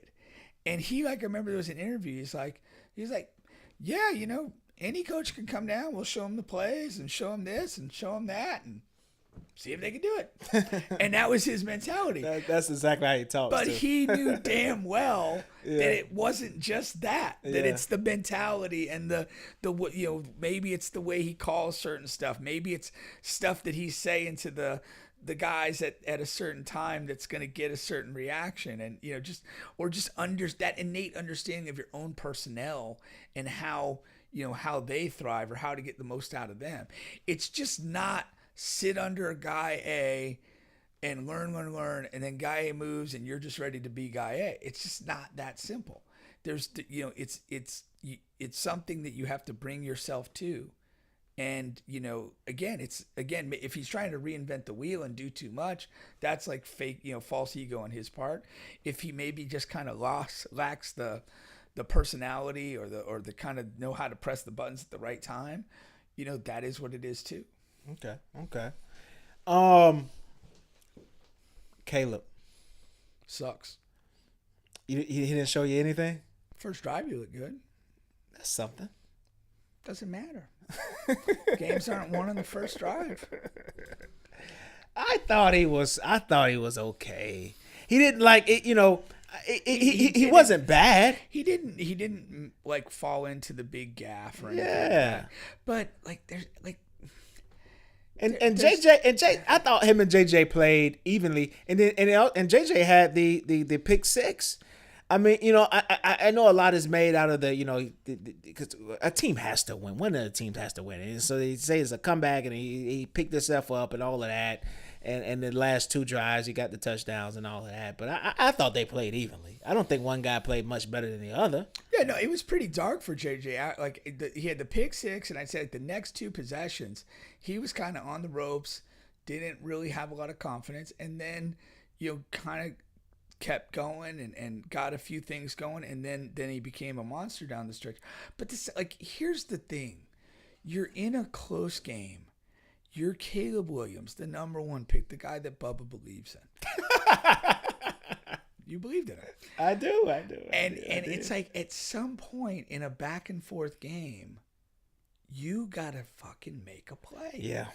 That's the job. Like all the, like, you know, coordinators, line, like whatever. If you're the guy, like you find a way, convert a couple for third down if that's what it takes. You find a way to get to field goal range or whatever the game demands. That's what your job is. Yeah. And it's like he's just not showing that. Like in the early part of the game, he played fairly well. The first drive was excellent, but then they really had the upper hand for a good stretch of the first half, even into the third quarter. But they were sitting on 10 points until the pick six. So you're not finishing drives, even though you're looking okay. I'm gonna say this about Caleb. Caleb is one of my guys. It's getting late early. Yeah. You just got to get some results. And a part of it is like his draft class. Look at his draft class. You got Jaden Daniels. You got Drake May. You got Michael Penix. Who lost again? Michael Penix, J.J. McCarthy, who just beat you, that was his first NFL start, and Bo Nix. You know, and you're looking like the weakest guy. You're looking like the weakest guy. Yeah. And you're was number one, and you know, and we've had all of the excuses, and maybe there were valid reasons, maybe, but at some point and we're at that point, not at some point, we're at the point where it's like, hey, it's results or you just don't got it. Yeah. And you know, we gave you the hottest, the offensive coordinator in the game. You know, we gave you weapons. We revamped the O-line, which the O-line kind of struggled a little bit, but they were competent. They were, you know what I mean? There was nothing. They didn't get blown up. Like, again, like they kind of moved the ball around. You can't say he didn't have a good game. But then, like, again, when they had the upper hand, he wasn't finishing drives with points. And then when things started to go south, he couldn't create a drive. Yeah. He kind of reverted back to his old ways a lot late in the game and some of that. So and the other guy, while we're talking about this, is Drake May. Yeah. Like, they're in a game. Yeah. They lose. I'm not a Drake May guy. You're not a Drake May guy? Not at all. And, you know, like, he's got to prove that he's not fucking Justin Herbert too on me. And that's it. Like, we got to see wins. It's nice to have people talk about your talent and think that you're a great guy, but it needs to manifest in the win column. Yeah. I you know, I don't know. I don't have a strong take on Drake. I need to see him more. I mean, last year was the first time I ever really got to see him, and the team was so bad. But this year, like, you know, similar to Caleb, they gave him a lot of stuff around him. You know, we believe in the coach over there. So, you know, we'll see. I think they're supposed to threaten playoff status this year. To me, they had very similar game ones. Yeah. They were in close, competitive, winnable games. Yeah. And neither one of them got it done. Yeah. New England, you have to beat the Raiders. I mean, and I'm higher on Geno than most. You know, but Geno just did Geno. I mean, he wasn't like whatever. He wasn't otherworldly. He just did what Geno does. Yeah. I mean, he just brings his lunch pail and comes to work and he leaves. Yeah, for sure. And he got the win this time in doing so. But yeah. I mean, those are the pretty much the NFL storylines that and from week 1 to week 2 here. Even, you know, just before we move on here. I can't wait to see this Chiefs and Eagles game to see how it looks. I mean, because we're down like players and stuff like that. It's for the bettors out there. This is a tricky line, man. What is the line? It's Philly favored by 1. Oh. And with them having Jalen Carter, with the Chiefs missing all of the people that they're missing, that's fucking tricky, man. Well, the one thing though, like the Eagles gave up yards to the Cowboys. Yeah, Cowboys but by all accounts, the Dallas Cowboys, that's a real offense. Like, they're going to be a top 5 offense. Yeah. And to give that credit in the regular season, when he started and finished seasons, Dallas Cowboys have always been a top 7 offense. Yeah. Like, you know what I mean? Yeah. And no, but I say that in the sense that, like, I don't expect the Eagles defense to play like it did in the Super Bowl, where they were that disruptive to the Chiefs. And they lost some pieces on defense. Yeah. And maybe that led to the Dallas. Yeah, so I'm just thinking that the Chiefs have a better opportunity than things should be easier than they were in the Super Bowl. Unless Jalen is like the big difference. Yeah. Which he can be. I mean, he can wreck shop right at the point of attack. Yeah. So we'll see. Luckily, you know, I don't think he's going to see much time at the end position. You know, Jalen a lot of times plays mostly on the inside. Interior, yeah. So luckily he won't be lined up against Taylor much. Put in a whole special package. Get him out in that matchup in every passing situation. Right? Yeah. No. All right. Still on the bench with Bubba and Pink here. All right. Let's go here to a couple of things that I saw here throughout the week. Just some crazy funny stuff. All right. Let's start here. Cruise ship passenger jumps overboard, allegedly to avoid $16,000 gambling debt. Wow. That is a wow. That's interesting. Seems extreme. I've been on one of those gambling boats before. Okay. Yeah. I went with Eyeball. A guy told a story about it. But anyway, I mean, did they cut a finger off if you don't have the money? Like, what? I don't know what they do. And what they and the interesting thing what they do on the boats is, I guess, because they feel like everybody's here, you're trapped here, so it's not like you're on a run. Yeah. So they allow you to run up a check. So you can like charge it to the room. So like you'll go to the casino and all of the chips or whatever whatever game I charge it to the room. Right. You know. Well, that makes it even weirder. Like, so if it's charged to the room, it's probably gonna end up on a credit card. So, like, you know, you could figure out a payment plan with your credit card. I mean, it's not like, I mean, to react like that, it's like, hey, they're going to break my hand or something. If I don't have this money. You're like, whatever. They're going to throw me in the onboard jail. And you're out in the middle, like, of the ocean. Yeah. So it's like, even if you could, like, how are you going to escape? Are you that strong of a swimmer? Nobody's that strong. Like, Michael Phelps is in trouble there. Like, come on. No, and the ocean is like, okay, so I was in the Gulf of Mexico off Cancun, and we went snorkeling off of like a catamaran. And so I don't even know what snorkeling is. You have like the little thing on your mouth and like a stick that goes up like this high that you can breathe through, so you can kind of go under the water like low level, and as long as that like at the like really low level. Very low. Well, no, I'm very high, like just under the surface. Okay. So like the thing's like this long, so I could go under the water with my whole head, and as long as I got an inch or two here, I'm still breathing. So I can like whatever. It's just the whole concept of it is you're just at the surface of the water. You could duck your head down and, you know, see maybe some fish or something like that. But the point of this story is this: when you get off the catamaran into the water, like the water's moving, the catamaran's moving, you're moving, and kind of like before you realize it, like the catamaran's like a couple hundred yards away, and you're there with your friends, and you're in the middle of the water. And even though it's maybe a couple hundred yards away, like you feel like real isolation. Like I'm in the middle, like there's just me. Like, I mean, I got friends with me. Yeah, I know you said. We're not on a boat. We're not real close to a boat. Yeah. Like if a shark wants to, like, you know, make a run at us, we got nothing. You know, we ain't making it back to the catamaran anytime quick. And it's that, so like to jump off of a cruise ship in open water, it's like, what the fuck are you thinking? Yeah, 16,000 like, not enough. Wild. Like you said, what are they gonna do? Cut off your hand or whatever? Yeah. If you don't have it, or if you had a fake card or whatever. But if you're saying like charge it to the room, okay, so my credit card's all jacked up for a while, like I can chip away at that over time. Like, what's going on? It's not worth jumping to my death. No, not at all.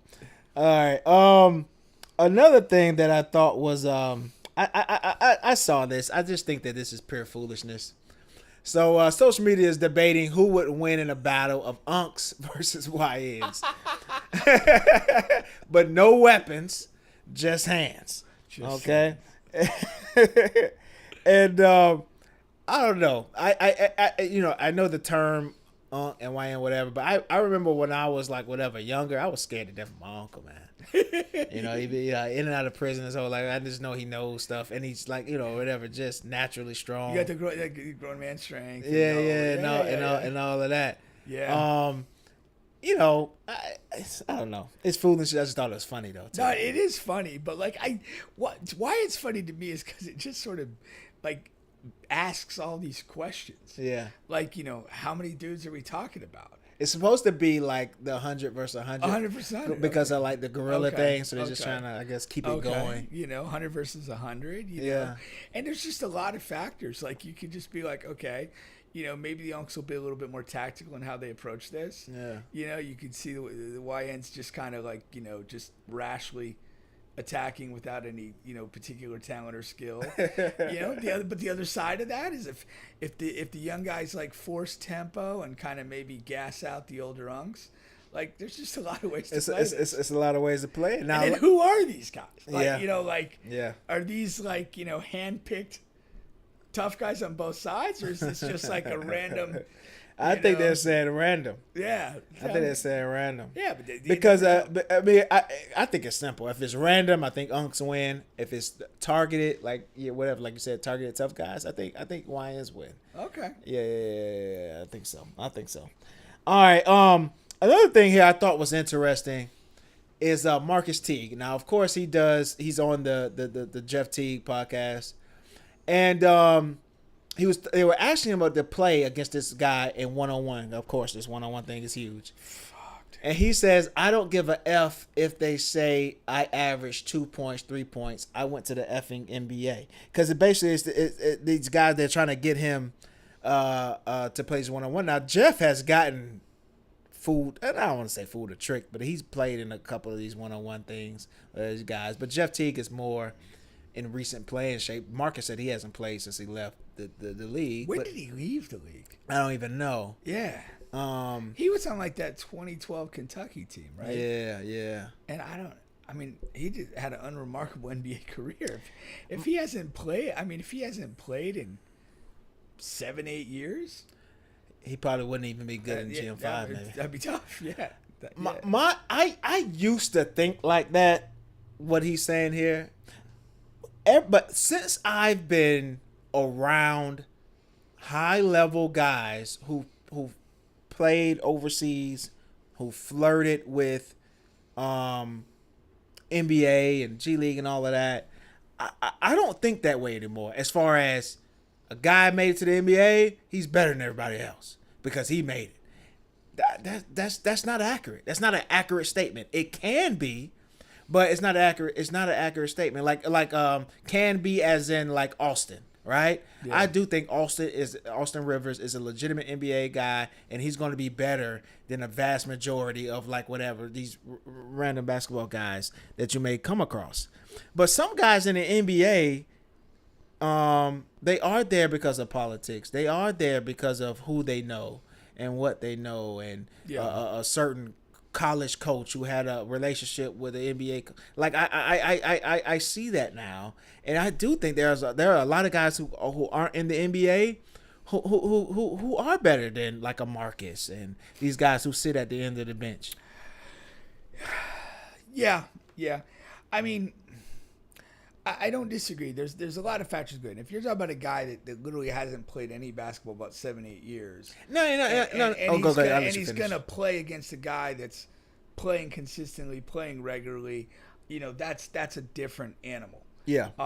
You're not setting yourself up to win, but I agree with you. Like the margin between like fringe NBA guys and high-level overseas pro guys is not as wide as you would think. Yeah.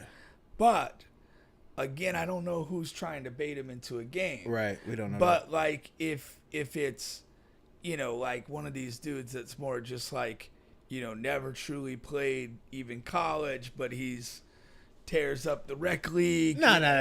But it's all relative. It's all relative. Like, there's a thing about high level basketball. Like, could Hassani or KP or some of these guys, Rondo, Grant Riller. That's what I'm saying. Could they get the better of certain recently retired pros, or maybe even beat some pros that are active? It's possible. It's not impossible. But those guys are really excellent. I mean, they're that's not average. That's not regular Joe type stuff. So, but yeah, if you're talking about that level between guys that are on the fringe of being in the league but active pros overseas doing well versus NBA guys, yeah, you could be gotten. Yeah, you could be gotten. Yeah, I think so. Yeah, I think so. That's a good little. But then the funny one is like then you'll see like that clip of like Mike Miller beating the Memphis kid. Like using no energy whatsoever, and you're just kind of like, wait a minute, like what's going on? Well, here? Mike is different though. Mike was retired for many years when he did that. Yeah, I didn't see it, but funny. He's like he was a real like NBA high level role player. Yeah, no, they were just playing ones, and went like he checked it the first time, hit a three in the guy's face. Guy gets up a little bit, he gives him a pump fake, gets in the air, goes up, hits again. You just toyed with him. And then we all saw the Scalabrine one. But that dude, see that to me, that was the matchup of what I think is the perfect levels thing. That guy to me was probably just some dude who just hoops in his area and is like kind of like a big physical guy, just kind of bullies people, whatever. Yeah. And now you're going to play like a pro who's got a body that could absorb your nonsense. Yeah, and see, I'm not talking about that. Yeah, that's what neither am I. That's what I'm saying. Yeah. The next one here, I know, whatever. But but Angel Reese may have played her last game for the Sky, sitting out 2 straight despite being expected to play. The team is 10-33. Okay, so I don't know much about the WNBA besides what we talk about. Yeah. And the last time I remember talking about Angel was she had started the season very well. Yeah. Well, no, she had started a little poorly, then she got hot and started playing really well. Okay. And then I didn't really have any gauge on her team success. Yeah. But kind of like fill me in. Like, how are we here? Yeah, so she got hurt, right? And she got hurt. So her and Caitlin got hurt similar time frame. And she was out for a while. The team is like really bad anyhow. Yeah, I mean, obviously. Well, so let's say this. You said they're 10-33. Yeah. Like how many games has she missed due to injury? Like half of those games or half 10 or games, maybe a little more than half. Oh, really? Okay. Now, when she came back from injury, say whatever, the second time, and don't hit me hard on that. When she came back most recently, she had some tough comments about her teammates. You in the season, you're the best player on the team.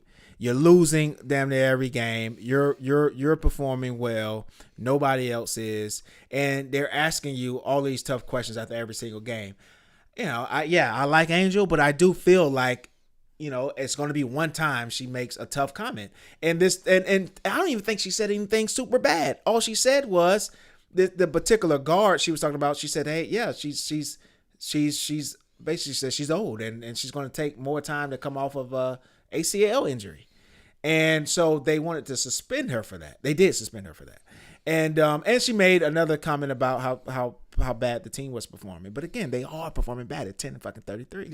Yeah. But basically they're saying, that she should uplift her teammates and never whatever. And now what I believe is happening, I don't know this for sure, but because they suspended her for that, I think she just said, well, fuck it. Yeah, fuck you. You know what I mean? And how many, they don't play that many games. Right. So the season is coming winding down for regular season. Yeah. It's winding down. Yeah. And so we'll see. Okay. Yeah. I mean, is she inbounds or out of bounds for that? If it is that she's saying like, fuck it, Okay. So, yeah, my take on it would be, And they only have one game left in the regular season. Oh, okay. So the way you represented the comment about the older point guard, and ironically, I actually saw that injury. Okay. Yeah. So she got injured, torn ACL. It was pretty clear from the moment it happened. Yeah. The fact that you're speculating it could take a while for a veteran player to recover, I don't have an issue with that. I don't have a really feeling about that. I do have an issue if you've been out for a stretch of games and you're the best player and the team has suffered in your absence and now you're kind of coming back. I don't think that's a good look to start throwing shade on people. Now, if you've been playing the whole time and you're continuously let down by your teammates, but it's clear you played 90% of the games and you always seem to bring it. Yeah, I think you're in a better place to say, well, whatever, my teammates aren't letting us down or whatever. My supporting cast ain't what it should be.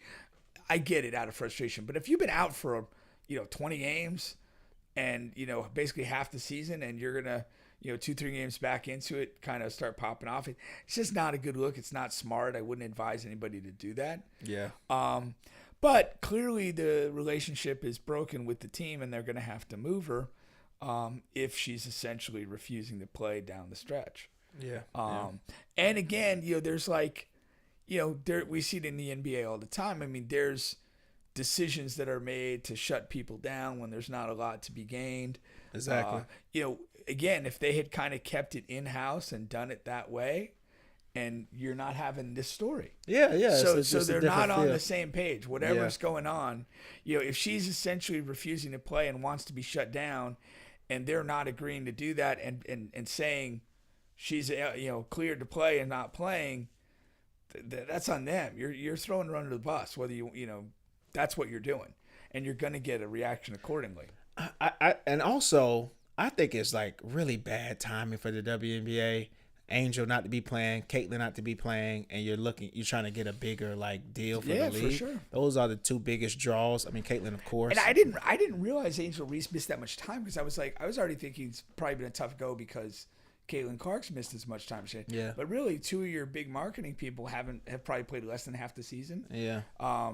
Each. I just looked it up. I was a little off. She's missed 14. Going to have missed 14 games. 14. So that's about a third of the season. Yeah, it's still a good chunk. Okay, yeah, that's. A good I thought chunk. it was more than that. Yeah.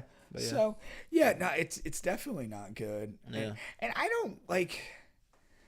I thought she said a lot of weird stuff in the off season. Just like to me, just stuff that I'll say weird, but at the end of the day, just not smart or savvy. Yeah. Stuff that doesn't need to be said that that just kind of makes you look a little foolish. She was doing like the Micah Parsons type thing. Yeah. And it's just like because with these players podcast, they just got to figure it out, because she was, and I agree. She, whatever. I feel like if you're gonna do a podcast, I honestly think it should be about something completely different.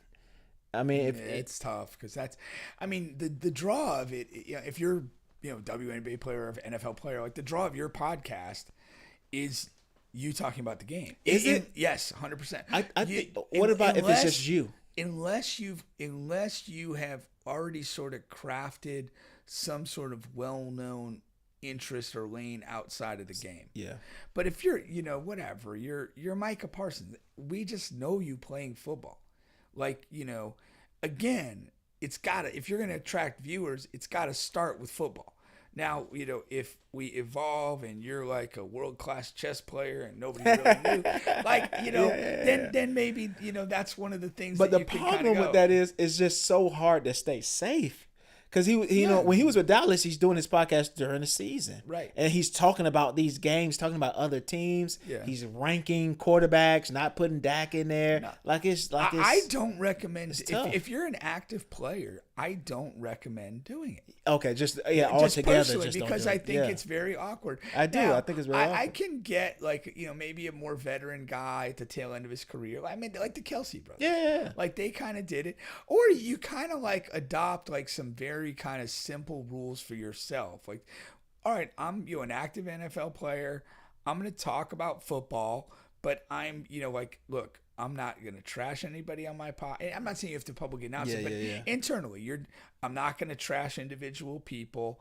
I'm not going to, I'll talk about a game after it's played. I'm not going to talk about a game coming up. Like just stuff that's, the idea is I'm not going to create any problems with anybody. I'm not going to, give anybody bulletin board material going into a game or any of that sort of stuff. And it's if you're smart, it's fairly easy to do. Yeah, it is. But if you're going to sit there and, rank guys and what is the point of that? It's really no point even for anybody to do it, which we discussed. But it's like, okay, you're going to leave somebody out of your top 5 and you're playing them in 2 weeks. Like, these are competitive people. Yeah, they look for anything. This is it. You're looking for this, man. Yeah. Don't put me in a top 5, motherfucker. We're playing in 3 weeks. We'll see about the top 5. No, exactly. That's the thing. All righty. We're coming to the close there. I want to give out some bets now. I went 0-2 last week. We're gonna keep chart. Hopefully, not many listeners are following. No, it's okay. First week is okay. You got because you really don't know anything. A lot of unknowns. But week 2, I should know something. Okay, let's see if you do or not. Let me get to the. Okay, I got it pulled up here now. Okay, so I'm gonna try to give 3 here. One is Bears versus Lions. I'm hopping back on the Caleb train. Okay. Now listen, it's go to 0-2. How much pain can you take? Okay, and I'm a man. I can take a lot of pain. So we'll see. Detroit is favorite 6. Detroit is at home. I'm going to take the Bears just to cover for 6. Okay. I may take that up to 6.5. We'll see. It depends on if the public pounces on the Lions, and hopefully the line goes up naturally on its own. Okay. All righty. That's number 1. Number 2, I'm going to ride 2 back-to-back quarterbacks from the same draft class that we both agreed upon that are struggling. and that is the Patriots against the Dolphins. I just think the Dolphins are going to be just a heavy train wreck, and they're favored. I don't think the Dolphins should be favored in any game in the foreseeable future. They're favored basically about 1.5 to 2. You're jumping on the Patriots. I'm going to jump on the Patriots. If it's feasible, and I haven't looked at it yet, if it's feasible to take it up to 3, I'm gonna take it up to 3. But I'm gonna take the Patriots there. If they want to threaten for the playoffs this season, this is a type of game that they have to win, even on the road. Okay. I find your picks peculiar. Why you say that? You're kind of taking two teams that really aren't very good with two quarterbacks that may not be good at all. One is against a bad team. I get the part, but it's like when I'm betting, I'm probably betting on just better teams to do certain things. I'm looking for like a misevaluated game involving a team that's pretty good that I can trust. So the thing about the NFL from a betting standpoint, they call it the dogs, of course, because the underdogs. I mean, just dogs run the world, right? And so you when you're betting, you have to take a look at it and say, okay, what underdogs can win this week? You know what I mean? And so those are two underdogs, and then I am going to pick a favorite. Now, just for a quick, well, I mean, you could even have a better team. That are dogs, like the Chiefs. Yeah. I'd feel better putting money on a team like the Chiefs. Yeah. In that type of matchup. Now, I've already put money on the Chiefs. Okay. I just didn't want to put it here. But with the Chiefs, it wasn't about a better team or just that. Yeah. I just think that fucking line is weird. Sometimes I just bet against the line. And I think Philly won. That to me, that's saying I think Vegas knows something. That's how I look at it. Because the public, Philly, the last time we saw Philly versus Chiefs, and it wasn't that long ago, it was a fucking massacre. Yeah. And then you look at it like, oh, the Chiefs are missing players this week, and it's only one. I'm betting the line. I've already put that in, but I didn't feel comfortable giving it to other people because of all of those circumstances. Now, let me give you a couple examples of like better teams. Like the Ravens are favored over the Browns by 11.5. That'll probably get up to 12.5. That's just a lot of points. Yeah, I get that. I didn't feel comfortable going either way. Now, Bills over Jets is interesting. Now, that's 6.5. Okay, that's under a touchdown. I'm going to make that my third one. But that feels a little too easy. Well, But I'm still doing it. That's the kind of bet that makes sense to me. Me. Yeah. I don't like the double figure in the Ravens game. one. Yeah. But to me, to have a good football team. I forgot you was even like around. It's all good. Yeah. But to take basically a good football team on what feels like a light spread, I'll do that all day. Yeah. No, I got you. All right, well, we'll see how it goes. Commanders Packers is tomorrow night. I'm gonna be watching that. So. Oh, that should be a good game. Thursday night game. Yeah. Remember, like most of the time, Thursday night games we get stinkers. Yeah. So this year maybe they're changing things. Yeah, with the Cowboys and the Eagles last time. So this year was a pretty good game. Yeah, so this year they're turning around. It should be good. All right. Yeah, I mean, either if Green Bay wins convincingly, they really put a stamp on them. So maybe the AFC favorite along with the Eagles. Yeah, for sure. But it's also the Redskins. If they did well last year, trying to build off of that. Yeah. So important game. All right. Catch you guys next week. We're out. Oh God, I gotta pee so bad.